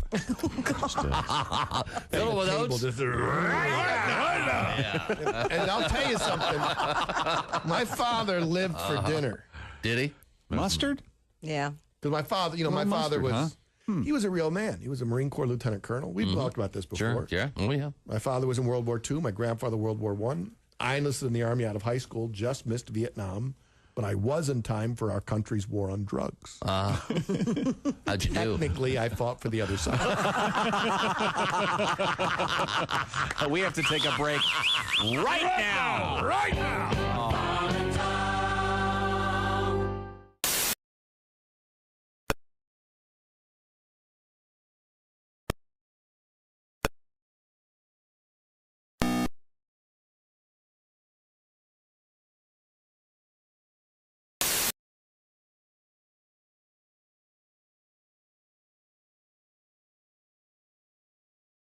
Morning and highlights all day long. The Bob and Tom Show, weekday mornings at 6 a.m. Eastern on Bob and Tom 24/7. Hi, this is Augie Smith, and you're listening to Bob and Tom Radio. The Space Shuttle astronauts are halfway through their 7-day research mission. Endeavour is expected to become an orbiting maternity ward today when frog eggs that were fertilized earlier in the mission start to hatch. Now we are scheduled to hook up with Commander Thompson. We should hook up right now, I believe. Hello, Houston. They're speaking with Bob and Tom. Hello, Endeavour. Hello, Spaceship Earth. This is Captain Thompson. Hey, Captain, how are you? Captain, how are you? We're doing great. We do a lot of experiments up here. Yeah, we're just reading about the one involving the frog. The South African clawed frogs. The eggs are about to hatch any moment now, aren't they? Very excited. As a matter of fact, it looks like they might be hatching about now. Oh, good. You people might be the first ones on Earth to hear what's going on. Well, great. There they come. This is exciting. Some little critter coming out of there. Let's see what's going on here. Oh, God! Help me!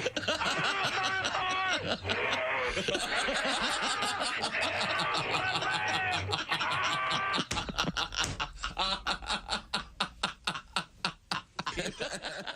Hi, this is Andy Kindler, and this is a different register in my voice. And you're listening to Bob and Tom Radio.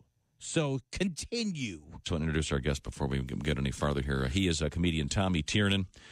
Tommy, it's a great pleasure to meet you. Thank you very much. Very nice to be here, guys. We have an interesting relationship, I think, with religion in Ireland, because the church is kind of on the way out now at the moment, and people are just trying to decide what's going on. I think people have I think any kind of inquiry about Jesus is interesting. Mm-hmm. You know, because I think we have a Jesus in our heads, and then there's the Jesus of actuality. Mm-hmm. You know, and I think the Jesus of actuality, if you think about him and think about what he might have looked like, given how long ago it was and part of the world where he was from and the average height of men in those days, probably Danny DeVito. With a slightly dark but with the longer hair. I want my No, but Jesus. he's not the Jesus you have in your mind. A surfer He's different. Jesus. He's about 6 foot. Jesus. He's like a BG Jesus. Yeah. Which is where the phrase "bejesus" came out of. There you go. I had no idea. This is good to know. I didn't know. So what did Jesus. You scared the bejesus out of someone? Makes sense to me. Yeah. Oh, God. Yeah. Why do you have to get drunk to be an ass? Why do you have to get tight before you get loose? Why do you need a double before you get into trouble? Can't you get into trouble without an excuse? You want to get up and get out and get free and get crazy. But why do you have to start by getting stoned? 'Cause Pat, you don't have to get drunk to be an ass. You can be an ass on your own. You're listening to Bob and Tom Radio.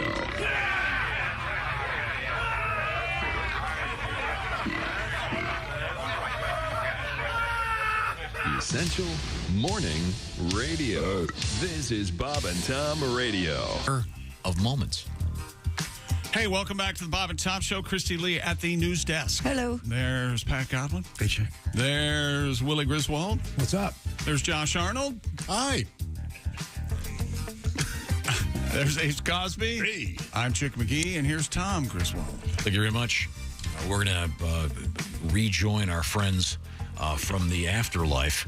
The great band Here Come the Mummies are joining us. There they are. By the way, you can watch them on YouTube right now in our studios. We're here, baby. Yeah, there we go. That's Mummy Cass is the spokesmummy, along with an aggregation of the dead. And you had one more song for us? I know we got a few more coming, but we can get one in right now if that works for you, Mummy Cass. Yeah, baby. This song's about credit cards. What's in your wallet? You know what I'm saying? Yeah. 1, 2, 3.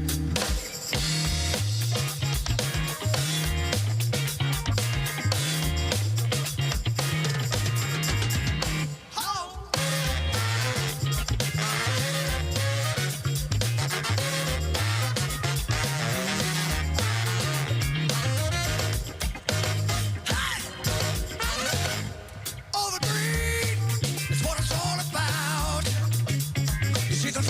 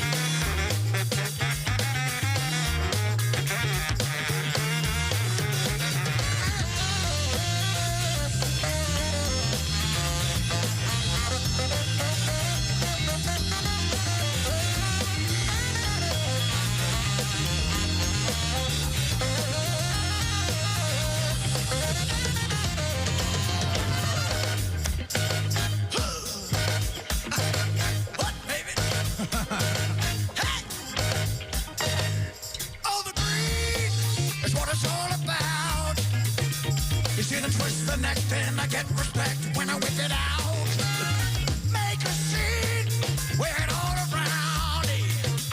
The little magnet is gonna make them flip when I whip it out. Nothing else matters. I know nothing else matters. No, nothing else matters when I whip it out. Nothing else matters. No, nothing else matters. No, nothing else matters when I whip it out.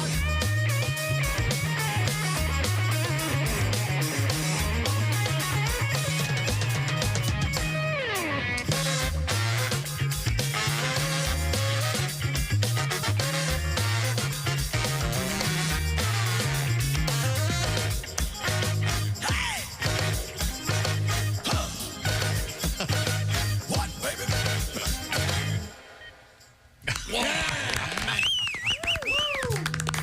Here come the Mummies. The Mummies on tour, as I mentioned, Cincinnati tonight, Riverfront Live, Conner Prairie tomorrow. Lots of other dates coming up for the Mummies. Is it pronounced Waupaca, Wisconsin? That's right, baby. All right. At the casino.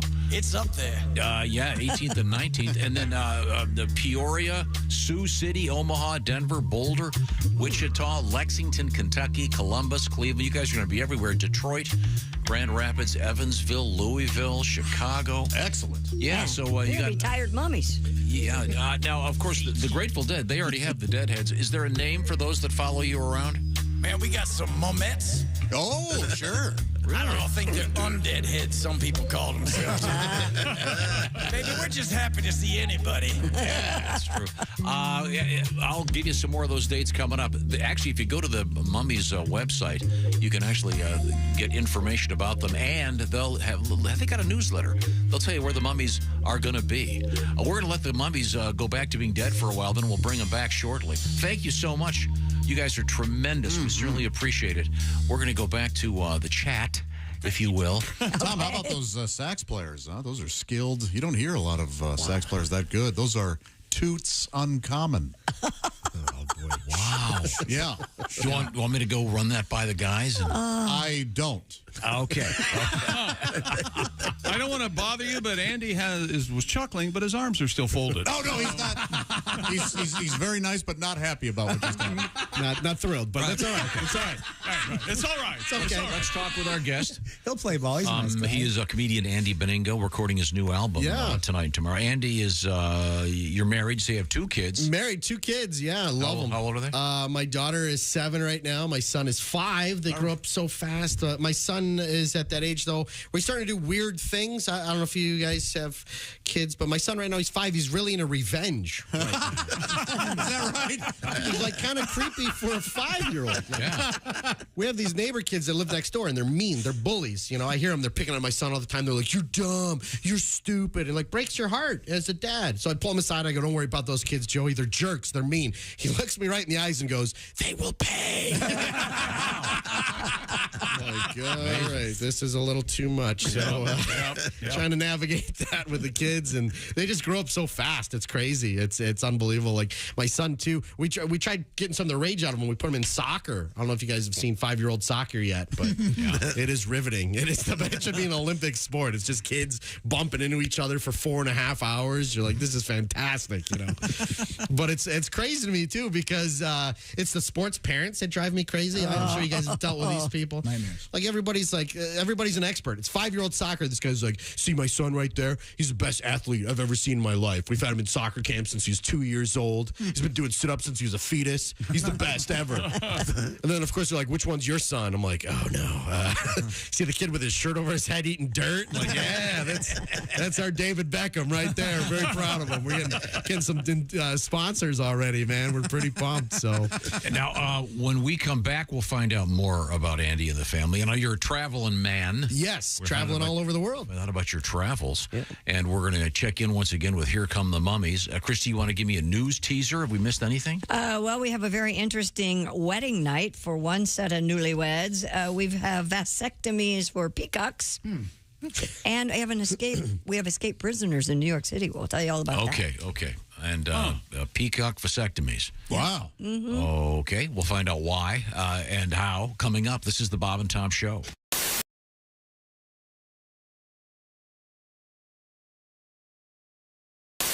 Hi, everybody. We're at the Indiana State Fair at the Dairy Bar, my favorite stop, my first stop here today because we had to get some delicious shakes. While I was waiting for Josh to get here, I noticed that I probably am skewing the median age. On an off day at the fair in the middle of the week, it's either 80 or 5. Yeah. Either way, there are a lot of strollers. And we're eating some milkshake. Christy got the chocolate. I got the vanilla. Should we do that thing where we do the flavor kiss, and get a mix? Oh, what do you mean? I thought you were going to do like we were married and do this. Oh yeah. I'm now going to sell this spoon on eBay to the creepiest listener because this was in Christy's mouth. That is so. Okay, so Josh, we're about to walk into the Midway at the Indiana State Fair, and I know we should probably ride a ride together. I want to ride the Crazy Mouse. I want to ride the log flume. No, I can't ride those. Why not? Are you afraid? Yeah. The only thing I like is the Ferris wheel. No, that's the only thing I'm terrified of. We're not riding the Ferris wheel. We gotta ride the Ferris wheel. You're never going to get me on that. Oh, yeah. Oh my gosh. I genuinely do not like this. Oh my God, you hear it? Fine. Oh, we're stopped. We are stopped. Look at this lovely view. We can see the Coliseum. Oh, man. You can see the track where they, have some racing. And I'm sure. You can see the Midway. What a beautiful I can see downtown. You can see downtown. That's right. Oh, I can't take it. I don't know. I mean, there might be one way to relax a little bit. Okay. Sorry. I'm not here to make you feel better. I'm just grateful that you decided to ride this with me. I don't know, maybe we're stuck up here. We haven't seen you move for a while. Yeah. Oh, here we go. Oh, I hate the way it moves. I can't take it. I feel like we are going down. We are. See? Now we're going back up. Very nice. Oh! We are swaying far too much. We are not swaying, Josh. Ooh. We are not. All right. Oh, we're done. Oh, damn it. Josh, I'm really sorry. I had no idea that really would get to you like that. You know what I'll do? Since you did that for me, I'm going to ride one of your rides. Oh, you really like that, didn't I? Maybe I shouldn't do that. No, I don't really want... I'm backtracking. No, I didn't mean that. I didn't mean it.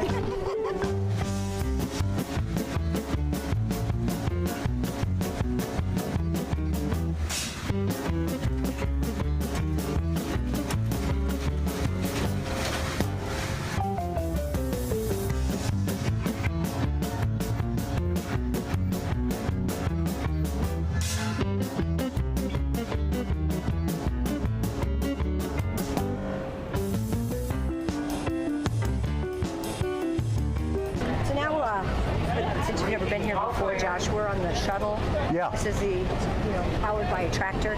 If you're really into tractors and you've never been to the state fair, since I have to leave soon, you ought to go to Pioneer Village because there's a great John Deere exhibit. Okay.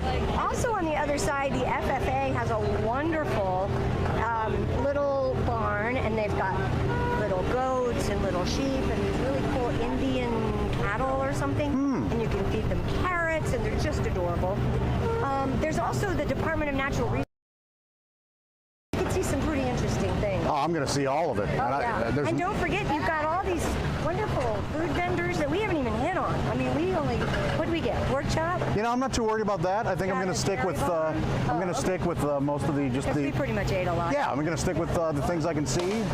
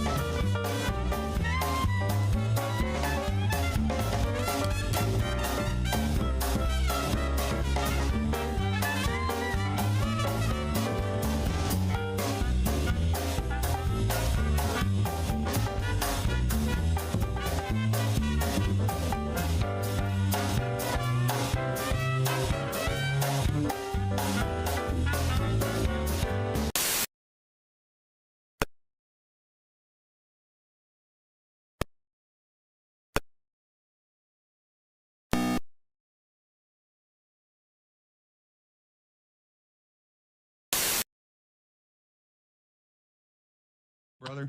Tell it, brother. Thank you. Thank you. Do you need a safe house? Do you need anywhere to go? It's all right. All right. Well, thank you. So you say thank you to her. Yeah. And she doesn't say you're welcome or the whole thing. Well, no, I usually leave her with that starry-eyed look on her face. Ah, the starry-eyed look. Yeah. Okay. Oh, she's bright. see there? There you go. Christy's mocking you. Going, no, there's no such thing as the starry-eyed look. I see. Well, thank you, sir. Right, thank you for Scoop. being brave and bye. speaking to us. Now, Dwight Slade is our guest. Now, Dwight is a very healthy guy, but you were saying that you had a colonic? I had a colonic. It's a water skiing accident that you do on purpose. This is where they fill your lower cavity with... Why don't you walk me through this? With water. Yeah, Is there an audio component to this as the revealing is taking place? Like nothing I've ever heard. Yeah, they play this. There it goes now. Bob and Tom. 24/7. Oh, yeah. Sirs. Welcome back to the Bob and Tom Show. Christy Lee at the news desk. Hello. There's Pat Godwin. Hey, chick. He's in the performance room. There's Willie Griswold. Hey, man. There's Josh Arnold. Hi there. Ace Cosby's here. I'm Chick. Here's Tom Griswold. And we have a special guest in the studio and in the performance room. Got a bunch of guests running around the building. We've got comedian Andy Beningo right over there. And then in the next room, I can see him. Oh, it's smoky and scary. It's the great band Here Come the Mummies. They're set for a great show tonight at Riverfront Live in Cincinnati, Conner Prairie tomorrow, and then a huge tour. The Mummy Bus will be touring the entire country. We'll give you some of those dates coming up. But right now, we have time for another song. Mummy Cass, what do you got for us? Baby, this song is about a dude who stole my woman from me, baby. Oh, no. Guy named Richard. Uh-oh. Baby, she's in love, and I can't fault her for it, baby. All right. Here we go. Oh, yeah. Kick it.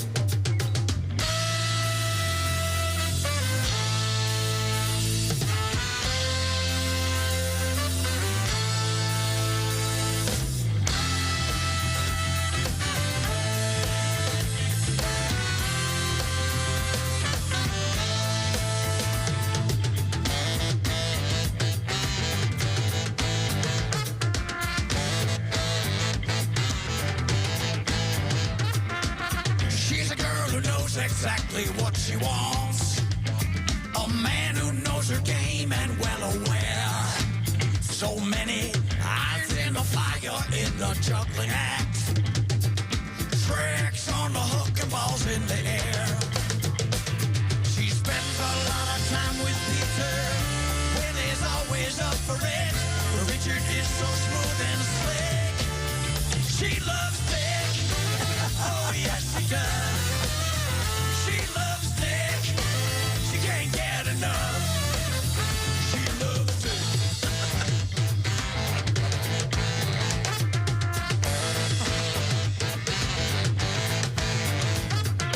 So many men, so little time. But there's only one that sticks in her mind.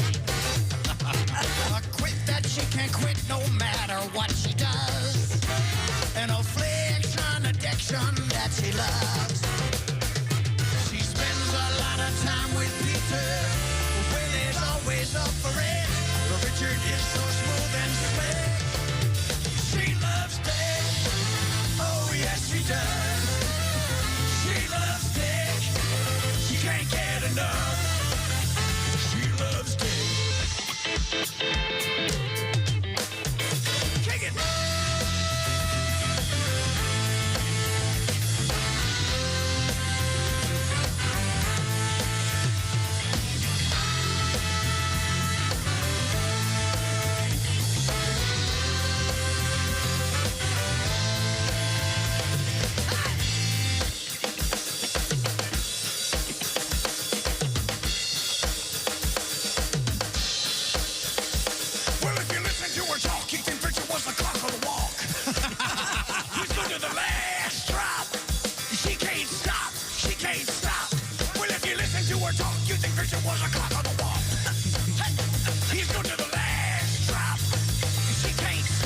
she can't stop.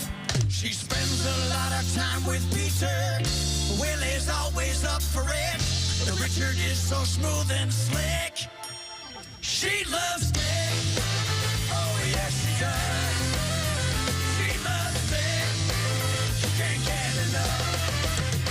She loves Dick. Oh, yes, she does. She loves Dick. She can't get enough. She loves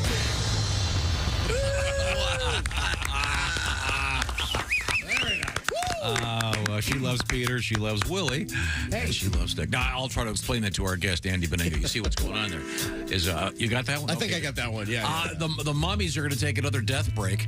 And can we get you back for one more break, fellas? Baby, we're here for you. Well, you guys are just doing such a fine job, and I need to explain to everyone there is the visual element. If you can't see the Mummies, you're missing it. You can see them, of course, this evening. Cincinnati Riverfront, tomorrow Conner Prairie. Many dates to come, and on the YouTube as we speak. So get yourself YouTubed in the Bob and Tom channel, and we'll talk to you in a second. Thank you, Mummies. We'll be right back with you guys, but right now, we turn to Christy Lee at the Bob and Tom News Desk. And Christy, did you like that last song? I've loved, never mind. Richard or two? Yeah. Okay. Your way around it. Newlywed. What did you just say? A newlywed couple in Canada spent their wedding night stranded on a mountain after a gondola broke down. You happy? I wanted to go to. I hope you're happy. See, when I first heard this, I thought, well, why didn't they just walk down? And then, you'll see. After eloping, Jacqueline and Brennan McConnell took the Banff gondola up to the summit of Sulphur Mountain to have wedding pictures taken. Banff, great place for skiing. Yes, by photographer Paula Kovacs. Jacqueline wrote, we only planned to be up there for an hour. We were getting ready to go, and the power went out. The McConnells and Kovacs ended up having to stay on the mountain for 13 hours. Some of the guests hiked the 3.2-mile trail that switched back and forth down the mountain at night. Others, including Jacqueline, Brennan, and Paula, waited until morning to go down in a helicopter. McConnell said people were told they could walk down at about 2 a.m., but it would be at their own risk. She said it had been storming. There was lightning all over the place. Plus, it's dark. No, see, Pitch black. So far, I'm thinking. And what else is there? I was going to say, so I thought that might be fun. I could probably do that. But then here's the punchline. There are bears everywhere. Okay, I'm staying. Jeez. So a lot of us were not comfortable walking down. It sounds like all but 3. That's super scary. I mean, that'd be really scary. Yeah, it would. I mean, bears, no flashlight. Marriage. That's scary. Yeah. Doesn't mention if they celebrated their honeymoon. The wedding night, the consummation, if you will. They got a photographer right there if they want to put it on Facebook. Those are some pictures. Yeah. Ugh. Police in New York City say a prisoner used bed sheets to escape from a Manhattan hospital. Classic. And he's still at large, chick. The 44-year-old man was brought to Mount Sinai Beth Israel Hospital for treatment of a medical problem. He reportedly tied sheets together, rappelled from a 5th-floor window to a rooftop below. From there, made it to the street where he hailed a taxi. Wonder how he paid for that. Authorities are still looking for the man. Well, that's, as you said, chick, a classic. Yeah. I mean, how many sheets do they give you when you're a prisoner and you're at the hospital? Yeah, apparently enough to get down a window. Yeah, I guess. But that's such a classic from, the old days. Epstein only needed 1 sheet, right, to get out? Yeah, he sure did. As it were. Mm-hmm. Yeah. Oh, thank you.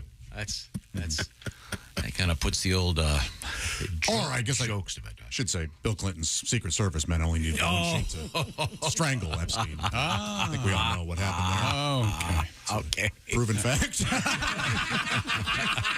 Look it up. Do your own research. Yeah, that's right. Dear Bob and Tom, Josh is really smart. That's I have other questions. Yes, go. So I assume the guys were in hospital pajamas. A gown. One of those gowns. Right, so he hails a cab. Yeah, but it's New York City. If you see a guy wearing a hospital gown and nothing behind it, that's the 3rd weirdest thing you see that. Yeah. And the cab's just happy the guy's not taking an Uber. Right. Yeah. Well, somebody wants to ride my car? Oh, great. Yeah. Wow. And then, but how did he pay the cab driver?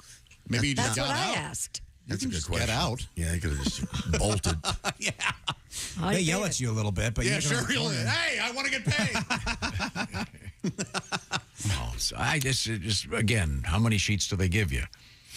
It's the old classic. That would also take some courage, though. Sure, climbing down sheets. You got to make sure that you got those babies tucked up there, tied tight, and make sure that they didn't have too much fabric softener on them.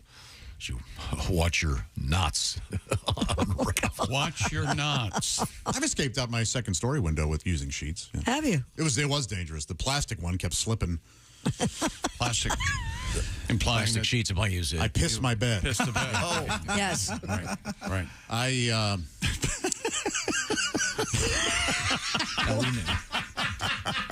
I'll rescue you, Josh. That could have been the best I've ever heard. Police in the UK are searching for a guy who has been taking pacifiers from babies.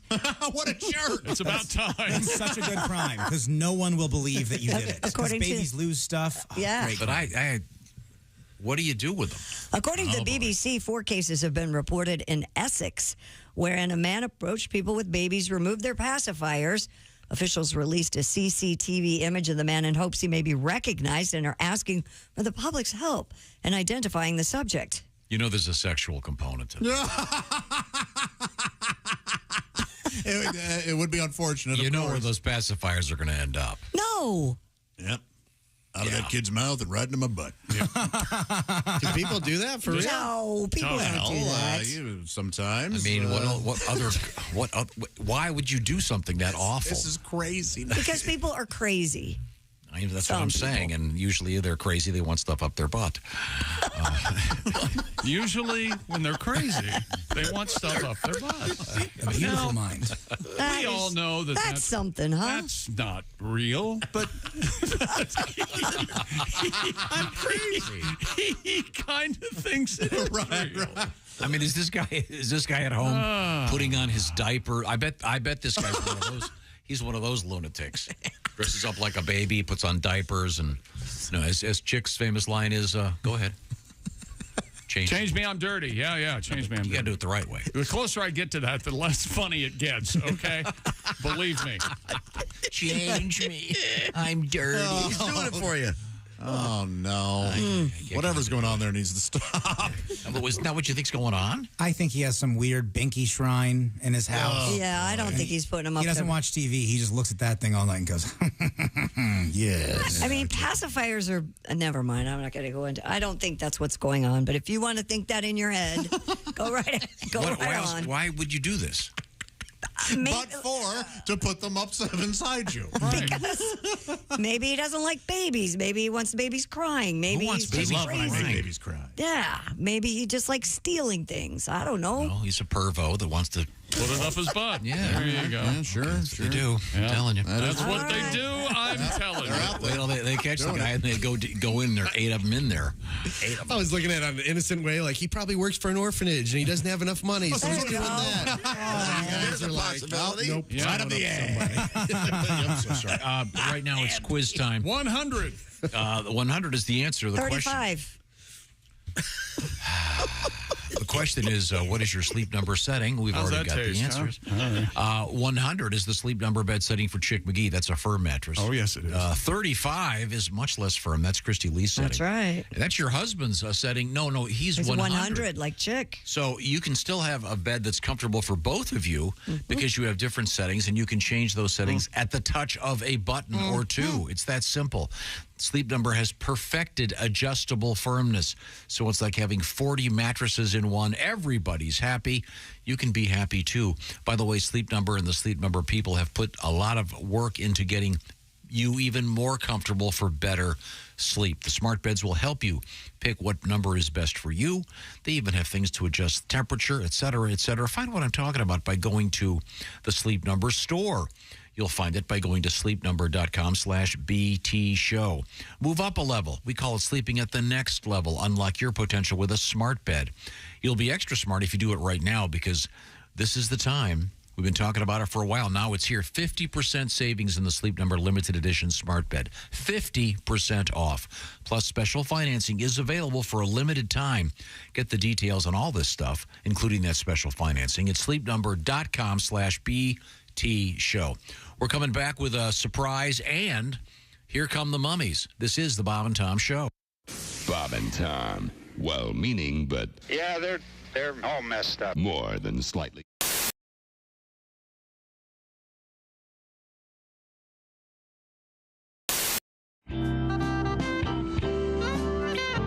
I get in a lot of awkward situations, I feel like. Recently in D.C., I threw up in the street, which isn't a big deal. That happens. I'm a pretty heavy drinker. But what was different about this time was as I was about to throw up, you know, when you're just starting to come up, I made eye contact with a woman sitting outside of a Starbucks. Yeah. And then I held eye contact as I vomited. Oh. So it was just very awkward because she just saw me kind of look over at her and then go, and I mean, what's going on in her reality? You know, She wants to watch that. Did you get her number? I did not get her number. I'm afraid. What if she go home and say, I was so ugly today I made a man vomit? I don't want her to think that, you know? So I had to go over and tell her it wasn't the case. That's a bad hair day. Yeah, if a man looks at you and vomits, It is a bad day. you need to visit your hairdresser ASAP. Wow. Yeah. That's a self-esteem killer. Yeah, it really is. Yeah, but I get into stuff like that all See, the I'm a time. sympathy monitor. I would have, if he'd made eye contact with me, I would have. Me too. You would vomit also? I would join so when, you, yeah. So when you smell vomit, you immediately vomit. Say goodbye. Let's move on. So far we've covered soiling ourselves and vomit in the studio. What next? All right, let's go into pussy lesions. No. No, Bob, that's wrong in the script. It's not pronounced pussy. There you go. It's written that way. I know it looks that way on the page. You know, if you read that wrong at the audition, wow, that's a different movie. Yeah, Well, what's entirely. this, Mr. Abrams? I don't understand. Much closer to a Mr. Skin film. Yeah, I think so. I would say. Oh. Yeah. So. Now, were you a big drinker in college? Yeah, I in college, I think I drank a little bit more than I do now. In college, whenever I drank, I would pass out. It was like my thing, you know? That's how people knew me. Pass out guy? Yeah. It got to the point where even before I went out, I'd go ahead and draw a dick on my face. Because it was going to happen. It was going to happen. Yeah. Your buddies were going to take care of it anyway. Yeah. Just take it right. Oh, boy. You know. Why wait? It really is something else. I'm not a fan of that. I'm not. Because, first of all, what do they think? It's going to help me? You know, they think years from now I'm going to be saying, yeah, I got really bad. You know, I was just drinking all the time, passing out. And then one day I woke up, looked in the mirror, and I was like, TJ, get it together. And I owe it all to Steve and his artistic ability to draw a ball sack on my forehead.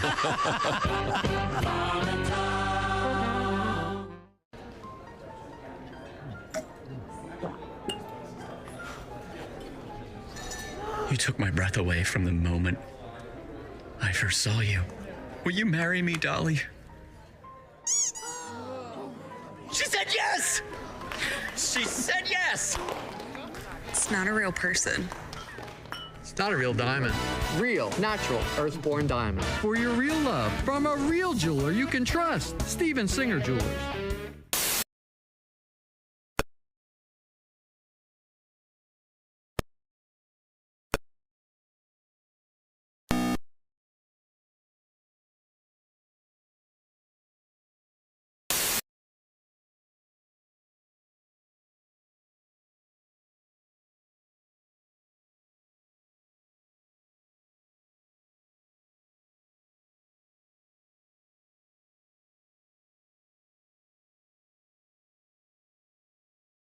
We're talking about those encounters that you have and what things are spoken. We've heard, for example, this morning, Jake, you want to review a couple of choke me, you dirty bastard. I'm going to be going like a freight train. One woman screeched like an owl.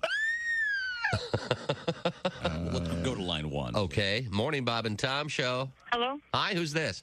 This is Jenny. Hi, Jenny. Hi. Hi. What have you heard or said, Jenny? What have I heard? I've heard, that's what I'm talking about. Wait. Could you do that again, Jenny? That made my morning. That's what I'm talking about. That's what I'm talking about. I need that isolated for my sports intro. Oh, that's fantastic. That is so funny. Do it again. That's what I'm talking about. Yeah, that's what I'm talking about. Let's say Jenny, comedian Jeff Rothpan here in the studio with us. When I was a kid, all these other kids got to go to the Barnum and Bailey Circus, and I remember begging my dad, "Please, I want to go. All the other kids are going." He said, "No, we just can't afford it. Tickets are expensive." He ended up taking us to this Bob Circus. It was actually called, no, this is true. Bob Circus. Yeah, and it was in a mall parking lot. And what a difference. I remember the guy yelling, "And now huge midgets." What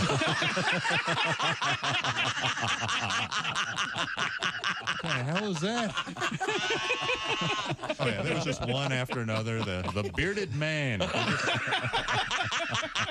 I think they actually had the talking mute. Hi! Dan, what the hell is this? How does he do it? He's amazing. He's a mute, yet he speaks. Bob and Tom. For your information, these are two of the worst kids I have ever encountered in my life, and I work the state fair. We were. Hey, welcome back to the Bob and Tom Show. Christy Lee at the news desk. Present. There's Pat Godwin. Hey, Chick McGee. He's in the performance room. There's Josh Arnold. He's over there. Hi. There's Willie Griswold. Good morning. There's Ace Cosby. Hey. I'm Chick McGee, and here's Tom Griswold with lots and lots of guests. Got a bunch of guests here. Among the living, we have comedian Andy Beningo. And there. Yeah. You really, come on, didn't you want to name your kid Ringo? I did, but I also have a wife who's like, no. Thank you. No chance. No, Yeah. It's fun throwing out names. I always liked Frank, Frankie Beningo. That is that is a great name. That is amazing. How you doing? I'm Frankie Beningo. What did you end up going for? We went with Joey, so it's still a little mobsterish, but it's still kind of sweet, Joey Beningo. My teacher gave me homework. I told her that's Lego time, baby. Baby. Now, we have a bunch of cool stuff going on, and we're going to be hearing from the great band Here Come the Mummies in a matter of moments. The Mummies, Riverfront Live, Cincinnati tonight, Conner Prairie tomorrow. Lots of other dates coming up. But before we get to the Mummies, it's my understanding that among the living... Oh, look at that. We have... Oh, jeez. We have our own Jeff Oskay with the Mummies. Go ahead, Jeffrey. What have you got? Hi. We don't give you all the news all the time. I'm here with the Mummies to give you the news that we failed to mention. He looks legitimately nervous. He looks like a... Oh, I'm terrified. He looks like Jeff, you look like a car salesman in hell. Put you in a new Camry, Willie. So, for you Mummies, we don't give you all the news all the time. I'm here to give you the news that we failed to mention. I think a lot of reverb. I think they got it. All right. A group of people in Texas broke a Guinness World Record by getting 891 people to make s'mores at the same time. Oh. What you failed to mention, they beat the previous record by 885 people. Oh, the drummer's hip. Okay. And the bass. Right. We got the bass. They know what's going on. They know. Melted ice revealed a climber that had been missing for 33 years. What you failed to mention, locally, melted ice reveals Christy needs a refill on her cocktail. Amen. The water temperature down in Florida last week topped 102 degrees. Wow. 102 degrees. What you failed to mention, sharks can finally now eat a warm meal. You don't have to do it every time. I know they're horrible, but I'm enjoying it. I beg to differ. I'm enjoying it very much. Let him die. There's apparently a sugar shortage. What you failed to mention, you know what we've never experienced in our lifetime? A Sugar Ray shortage. If anything, too much Mark McGrath. Uh-oh. Is he in this band? Maybe. Some female just divorced a ghost she married last year. What you failed to mention, apparently the ghost was a real jerk. Kept insisting she get a boob job. No? Okay. It's a ghost joke, you see. Oh, thanks, Tom. A boy had a Black Widow spider bite him in the hopes he would become Spider-Man. What you failed to mention, yeah, kids are dumb. That one mummy. He doesn't care for it. There goes. He's in Sugar Ray. Heavy Heavy rain has halted one of Germany's largest heavy metal festivals. What you failed to mention, wonder what they did with all that leftover cadmium, zinc, and beryllium. Those are the heavy metals. That would have been the time for the... Okay. There you go.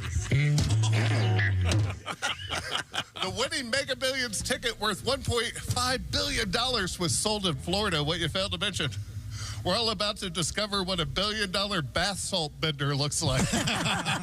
Florida bath salts. If you hated that, you're really going to hate this one. An Italian man died after being crushed to death under hundreds of pounds of cheese after a shelving unit collapsed. Oh, no. Well, you failed to mention how unbecoming. How unbecoming. Don't know.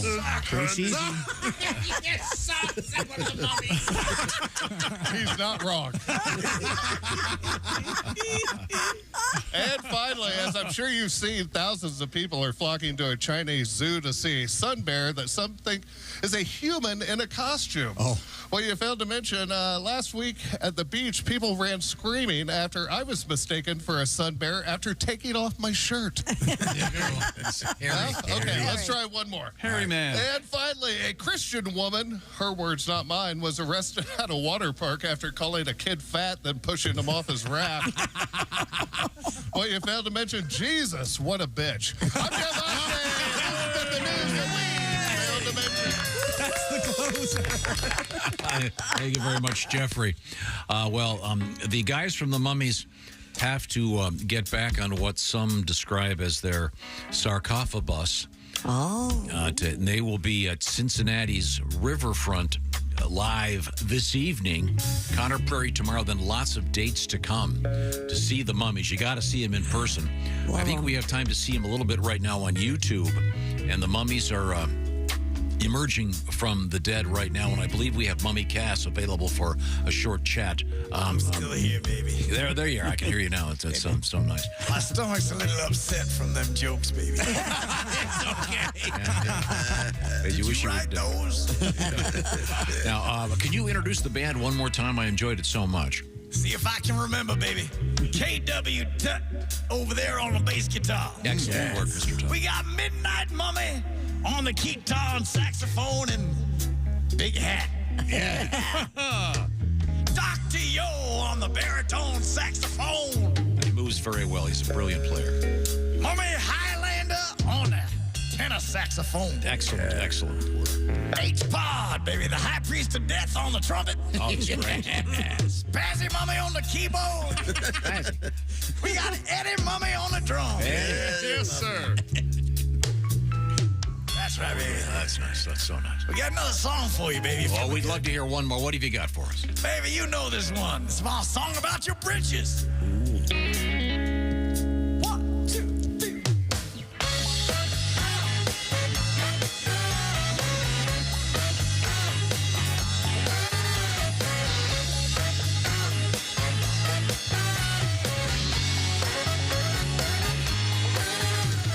Monday, Tuesday, hump day is halfway.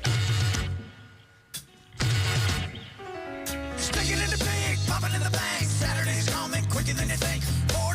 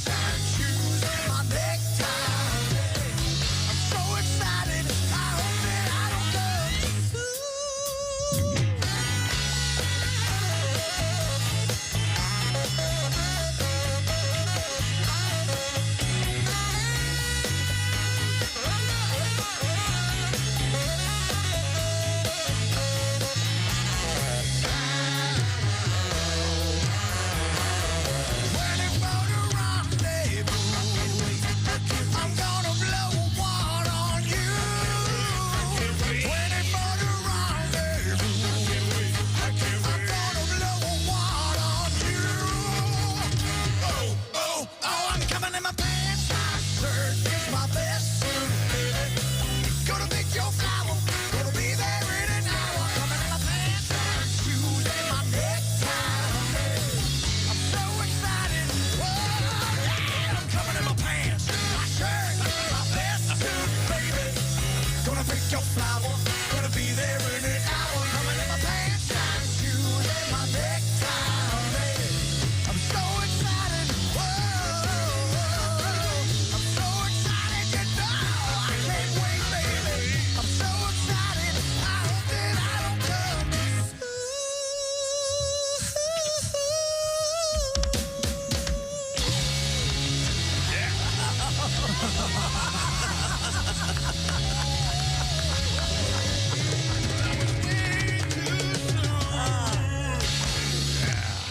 All right. Here come the mummies, ladies and gentlemen. Oh, Added special effects at the end. oh, thank you so much, fellas. That was just beautiful. Baby, thank you. And once again, the Mummies, a massive tour, and they just bring joy to the world. Yes, they do. And by the way, don't forget that they have some Christmas stuff. Are you guys going to be doing a Christmas show? I forgot to ask. Man, we ain't got nothing planned, but Oh, I think you got time. They're booked all the we're way coming through, to your house, Tommy. through November. Oh, good. I need people around to help me clean the place. That's what we're known for, man. They got a lot of cloths. Help with the wrapping. Thanks again, fellas. Terrific music of Always Here a Come the wonderful Mummies, job. and great choreography. Thanks to your crew for setting this all up, and our crew as well.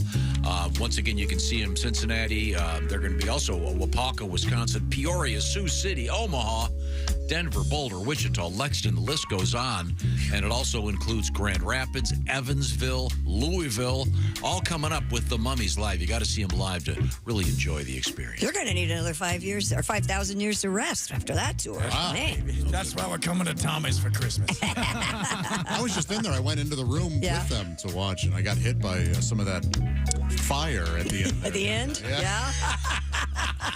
Thank you very much. Thank you, Mummies. Good afternoon, good evening, and good morning. Yeah, we love you. All right, we're going to... Yeah. Wonderful. What a treat. That's wonderful. Absolutely amazing. God, I wish they were our house band. Wouldn't that be great every day to come in here and smile and laugh? You mean live horn players Yeah, every day? I mean, You know, there are other players in the band beside horns players. If only we had live music every day. How Yeah, nice would wouldn't that that be? be awesome? Just to have some. Yeah, somebody. Wait a minute. Pat, that's Sorry, Pat. Poor guy. And we could have Andy. Today's delightful. It is. It's a smile. Yeah, Andy smile Beningo's day. here. I could make arrangements to have a live horn section every Friday. No, that's okay. Yeah, we're fine. Why not? Why not? All right. And, horn players. It would possess him, and he'd get nothing else done. True. And then he'd lash out and say, well, you arrange the horn players then. And then we'd all be crying just like we do. It'd be fun. Wouldn't you like that, Pat? All right, you set for next week? Beef up a couple of those tunes? Absolutely. I'm going to beef you up. They all need beefing. Andy, did you ever play any instruments? Never did. Well, like first grade, I was pretty good on the recorder. Oh, yeah. Hot crust buns, 3 blind mice. Sure. I killed The it. classics? Killed them. But other than that, Why did we all have to do that? That caused quite the problem in the young chick household when I wanted to play the trombone, and you had to go rent the trombone. Yeah. Oh, it was, oh, Lord. I had a Mel Bay trombone. Well, by God, he better play it. Stuff like that. yeah. Oh, yeah. You had a Mel Bay trombone? Yeah, we rented from Mel Bay. Like it was a Mel Bay used to, I guess, have brick and mortar. It wasn't just a music. It was called Mel Bay. We went there. Okay. And you rented music. You could rent the musical instruments. And, yeah. Huh. You were a trombonist? I was for 2 years. And then I had to choose between my parents. I think we're just tired of going to things. So you have to choose choir or band. I chose choir. Because I didn't have to carry a trombone case. Heavy trombone. Okay, I see. Andy, you've been spending a lot of times on the ships, I understand? yeah, I've been working a lot of cruise ships, which has been fun. You get to see the world and stuff. And a couple things. I mean, the first thing is it's, I'm sure you've heard other comics talk about this. when you bomb on land, it's fantastic because you just take the check, you run, you never see anybody again. But if you bomb on a comedy cruise, you run into the same people for 7 nights in a row. They see you in the buffet like, isn't that the chubby guy from the comedy show? I have a plate of crab legs, like, sorry to ruin your vacation. That's my bad. I'm gonna sneak out of here. But I just did one in Europe, which was fantastic. I've never been overseas, but I don't want to be awful. It was the oldest group of people I've ever performed for in my entire life. The average age of the cruise was 84 years old. Holy cow. Man. Let me say that again. The average age was 84. These people were drinking and partying the whole weekend. It was like Cocoon gone wild. It was fantastic. It was amazing. Wow. So of all these cruises you've taken, what's your favorite spot to land? I love Alaska. That's fantastic. Really? That's the cruise I want to take the most. Oh, it's amazing. You see all kinds of animals, a couple of bear every now and then, so you got to be a little careful, Tom. But a lot of bald eagle all over the place, but it's great. Shows are usually pretty fun, and like I said, I'm pretty spoiled just to be doing stuff. There you go, Tom. Bald eagle. You can have something to bond with. Oh, very good. Oh, wow. I was being sweet, and then I just set you up for some rage. Nobody ever picks on him for being bald. He sits over there. He's made fun of Pat this week because he got a haircut that was too short. Oh, here comes Yul Brynner. To be fair, testicles on Pat this does man. look hilarious. It's a funny look, so. Sure, that's true. Funny look. Are you, I was just Pat, are you sleeping with the hat on as well? No, I take the hat off. Okay. All right. Does your I like girlfriend like it? Yeah. She See, does. that's all that matters. She made me take it off last night. Does she slap you on the top of the bald head like Beningo? No, she rubbed it a little bit. I did. With what? Hey, I know what you're thinking out there. Wouldn't you like to go out and put in your Raycon earbuds and listen to the Mummies on Yes, your I Raycon would. earbuds? Of course you would. Raycon's everyday earbuds look, feel, and sound better than ever. 3 sound profiles. You can listen while you travel. During a grueling workout, they optimize gel tips for the perfect in-ear fit. They will not budge. And now here's Tom with more on the gel tips of the Raycon earbuds. It's like a thingy that rubbery that you can put on it. With Raycon, you also get 8 hours of playtime, 32 hours. They don't fall out of your ears. of There you battery go. life. And they're much better than the Apple earbuds that fall out of your ears. they start about half the price of other premium audio sound brands. No wonder Raycon's everyday earbuds have over 56,000 five-star reviews. Right now, go to buyraycon.com/Tom and get 15% off your Raycon order. That's buyraycon.com/Tom. 15% off your Raycon purchase. One more time. buyraycon.com/Tom. We get love letters about the Raycon earbuds because they are terrific. Special thanks again to Here Come the Mummies and their hardworking crew. And they've got to get ready to get on the sarcophobus, I believe is the term that was handed to us. We will be right back with something more exciting even than that. This is the Bob and Tom Show. Hey, thanks for listening to the Bob and Tom Show this morning. Get a look at today's show on our YouTube channel.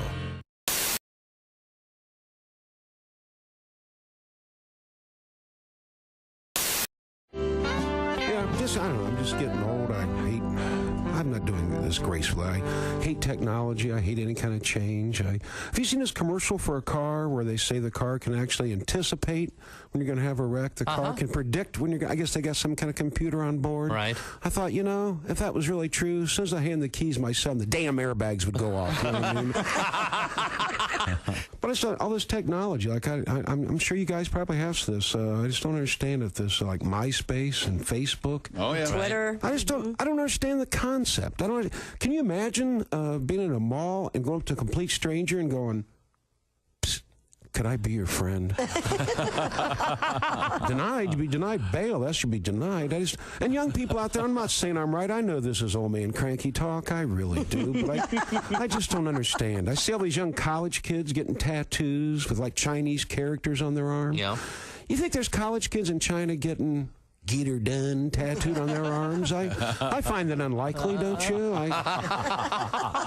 That's very possible. Now, this you don't have to be old or cranky for this to make you mad, but this is making me nuts. Have you noticed how lately when you call these tech support things, in my case, I was calling my credit card, but one of these 1-800 things, we know this has been outsourced for a while, but remember in the beginning how they try to pretend like they're American? Oh, yeah. They'd say, my name is Sean. You go, yeah, how's the weather in Calcutta today, Sean? But now they don't even care. Have you noticed that? I mean, I'm serious. I called the other day, and the guy just told me his an Indian name, and when they put me on hold, they're playing Ravi Shankar. You know, they didn't bother to hide it at all, and I was getting so frustrated because, I wasn't getting anything done. I kept saying, excuse me, I'm sorry. What was that, please? Excuse me, could repeat that? And here's what I want you guys to do. It was a lot of fun for me. Maybe we'll start a movement. I started mumbling on purpose like Boomhauer from King of the Hill or Gabby Hayes. I started going, yeah, they damn well so make up a thing in there, put someone down on him. He goes, excuse me, what? I said, yeah, how do you like it up, Boo? Huh? Try that on for size. Hey, you dog owners, listen up. This is something for your big sweetie. Chew Works. Has your dog ever scarfed down one of those chew sticks without really chewing? Chew Works has a hold to chew, which will prevent choking and GI blockage. When dogs can't properly hold the chew stick between their paws anymore, they tend to just swallow it. Available in 3 sizes, mini, junior, and large. Extra large coming soon. Their whole purpose is to provide a safer and healthier way for your dogs to chew. Chewworks.com. The Gores just got divorced. We know Paul McCartney went through the worst divorce in history. That's true. I would have been a great attorney for Paul McCartney. I'd have said, ladies and gentlemen of the jury, my client, right over there, 1964, could not crawl out of a car without every woman in America tearing her hair out, yelling his name at the top of their lungs. He could have had any woman in the world that year. He went with the Manson family-looking girl who was the photographer, who was relatively plain, lived with the woman for 35 years. 35 years, not one night did he ever miss with his wife in 35 years, except when he was arrested for marijuana in Japan, and she was down the hall in a different cell. Yeah. Okay? He loved this woman. She made him eat vegetarian food. Okay? She was not attractive. He put her on the cover of the Band on the Run album. James Coburn looked better than she did. True on enough. the cover of that album. This woman couldn't hold a tune in a bucket. Couldn't hold a tune in a bucket. He let her play in his band for 10 years. He loved this woman, lived with her 35 years, never missed a night. She passed away. He became a knight. I think he owns Happy Birthday. I know he owns Ramblin' Rick from Georgia Tech, a hell of an engineer. He's a billionaire. The Queen hit him over the shoulder with a sword and made him a knight. He is a sir. And that one-legged, wooden-legged woman wants you to believe that he's hard to get along with.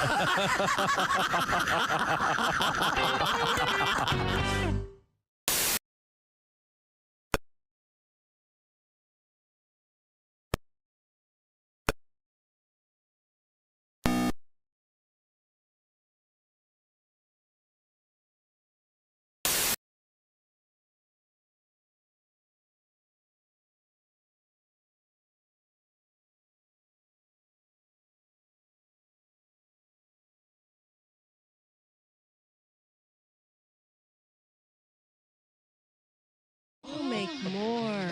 Bert and Ellie's Muffin. Come by and shove one in your face today. Hey, we'll leave the stereo on for you, and we'll turn it up real loud so you can hear it. Hey, everybody, this is Todd Snyder, and you're listening to Bob and Tom Radio. State of California is apparently they're in the process, I guess, of banning the Mylar balloons. They're called the small ones, silver ones. Passed in the Senate. It's on its way. Because to the apparently General these Assembly. balloons cause massive power outages. I can see it's an important, serious business. But when in the course of learning about this, we found out there actually is a group called the Balloon Council. Yeah. This is someone's job, someone's life. They have to take it seriously. I'm sure there are a lot of issues with balloons. Oh, I'm sure. Nothing to laugh at. Oh, yeah. It's a serious organization. Oh, absolutely. Dear Bob and Tom, writes Gary. Gary! I want to know what every other American wants to know. What is the Balloon Council doing about inflation? Oh. Ladies and gentlemen, Gary, thank you for your letter. We have Doug Moreland on the line. Doug, good morning. Good morning, guys. How are you? Christy. Dog. Okay, your dog's name is Holly, I understand. Holly, short for jalapeno. Can we hear her sing? Is that? Yeah, it's called I Taught My Dog to Say I Love You, and she means it. Okay. Oh. Well, let's hear it. I taught my dog to say I love you. I love you.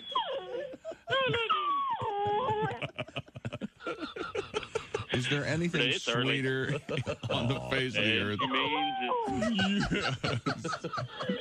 She means You're a good girl. it. I love you. Come on for the Bob and Tom show. Uh-oh. I taught my dog to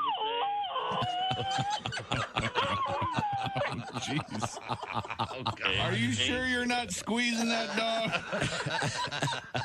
You know you're too high when you're eating cereal naked and your girlfriend tells you to put some clothes on. You realize it's not your girlfriend. It's just a woman on a bus. That's how you know you're too high. Bob and Tom. The stage. Hey, welcome back to the Bob and Tom Show. Christy Lee at the news desk. Hello. There's Pat Godwin. Hey, Chick. Willie Griswold's here. Chickster. There's Josh Arnold. Hi there. Ace Cosby. Howdy. I'm Chick McGee, and here's Tom Griswold, a special guest here in the studio. He's comedian Andy Beningo. You insist his son's name's Ringo, or is that his daughter? Either one, I guess. I think the name Ringo could, I think, technically be gender neutral. But, I mean, Ringo Beningo would be a great name. It would be silly. And he would be made fun of the rest of his life. Yes, that would be child abuse. There was a football player named Ringo, Jim Ringo. He played center for the Packers. And there's, of course, the Ringo Starr. Yeah. Richard Starkey. Yes. Ringo's the best. Yeah, and Josh insists it's some relation to him, I guess. Yeah, somewhere down the line we are. Really? My mom's maiden name is Starkey, and they're from I found England. it, when he starts talking like this, I found it best to go, oh, is that right? And then just I believe him. You know, I found that best, too. Here's an unusual request. Oh, good. I'm not sure this Get can- off the air? Oh. It says, That's not unusual. It comes to us from Jesse. Yeah. He says, can we get another Ace Cosby joke of the day Why to would you start the weekend? No, we can't, Jesse. We just simply can't. I don't know. I looked Time to my is left tight. and There we go. Yeah, perfect. Laugh free. I was talking to Mummy Cass, and he told me his favorite music isn't what he plays. He loves rap music. Yeah, naturally he would. He's a mummy. He's wrapped up, you see. Thank you very much. You happy, Jesse? Yeah, now go out and make it a great weekend with that. You got on to your mind. chuckle. Okay, Way to Jesse, go. thank you. It's time now to review, what is it now? Oh, history? Sure. Time now for Today in History, August 11, 2023. Oh, this is complicated. Well, Don't read it and go on to something else. Let's get into it. Yeah, that's a great idea. I want to be enlightened here. Maybe you can help me, because this is confusing. No, he does. He doesn't want anybody to answer any questions he has. Go ahead. Okay. I'm sorry you had to see this, Andy. The start of the Mayan long count calendar. Yes, This is a that's long supposed to be the real calendar. 3114 BCE. Okay. Now, I know BCE. what's the BCE now? It What is stands it? for before the Common Era. It's a more secular way to express time. Ah, okay. And Godless apparently, heathens, yes. but the Mayan calendar has an end date. That's the problem with the Mayan calendar. Is it coming up? Yeah.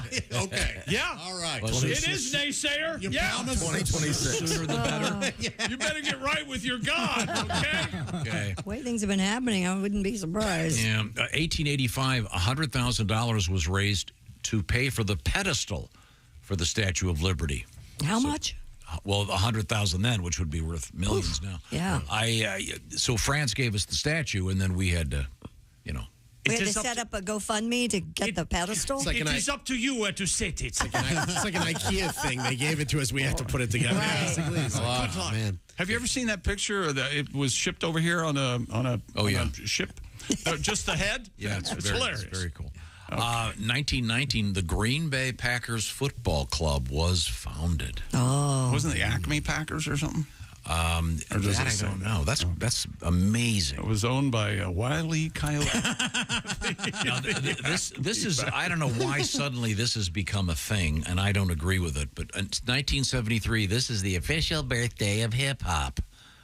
Okay. And they made the Empire State Building gold last night. Yeah, it's a big deal. Yeah. Yeah, I mean, somewhere someone decided they were going to declare this the birthday when we've Well, they got to pick a date somewhere to I know, but celebrate. there are rap songs that predate that by quite a bit of time. From hip-hop scholar Tom Griswold. No, it's not a matter of being a I'm scholar. sorry they didn't check with you. Pig Meat Martin or whatever his name was. Have you heard Big Meat Martin? That's no, It's Pig Meat Markham. No, I think it's Big Meat Martin. No, I said Pig Meat, but I didn't know it was Markham I believe or it's the Martin. birth of the culture, so it's like DJs and B-boys and graffiti, all that stuff came about, I think, in like one project in Queens or something. Yeah, okay. Well, happy birthday, Chris Hemsworth. Really. Born in 1983 on this date. He's the best, Hemsworth. Liam's the lesser, right? Do you think? Well, I'm just saying. I don't know. Yeah, sure. Thor is greater better than than, My wife loves Chris Hemsworth. Oh, sure. She's a smart woman. I was watching Thor one time, and she never saw it, and she's like laughing at me. She's like, really? You're 38? You're watching superhero movies? And then she saw Chris Hemsworth, and he takes his shirt off, and this is the exact noise she made. She went, oh. I've taken my shirt off many times in front of her. She's never going, oh, to me. Chris Hemsworth, though, she freaks out, man. Happy birthday, Terry Bollea.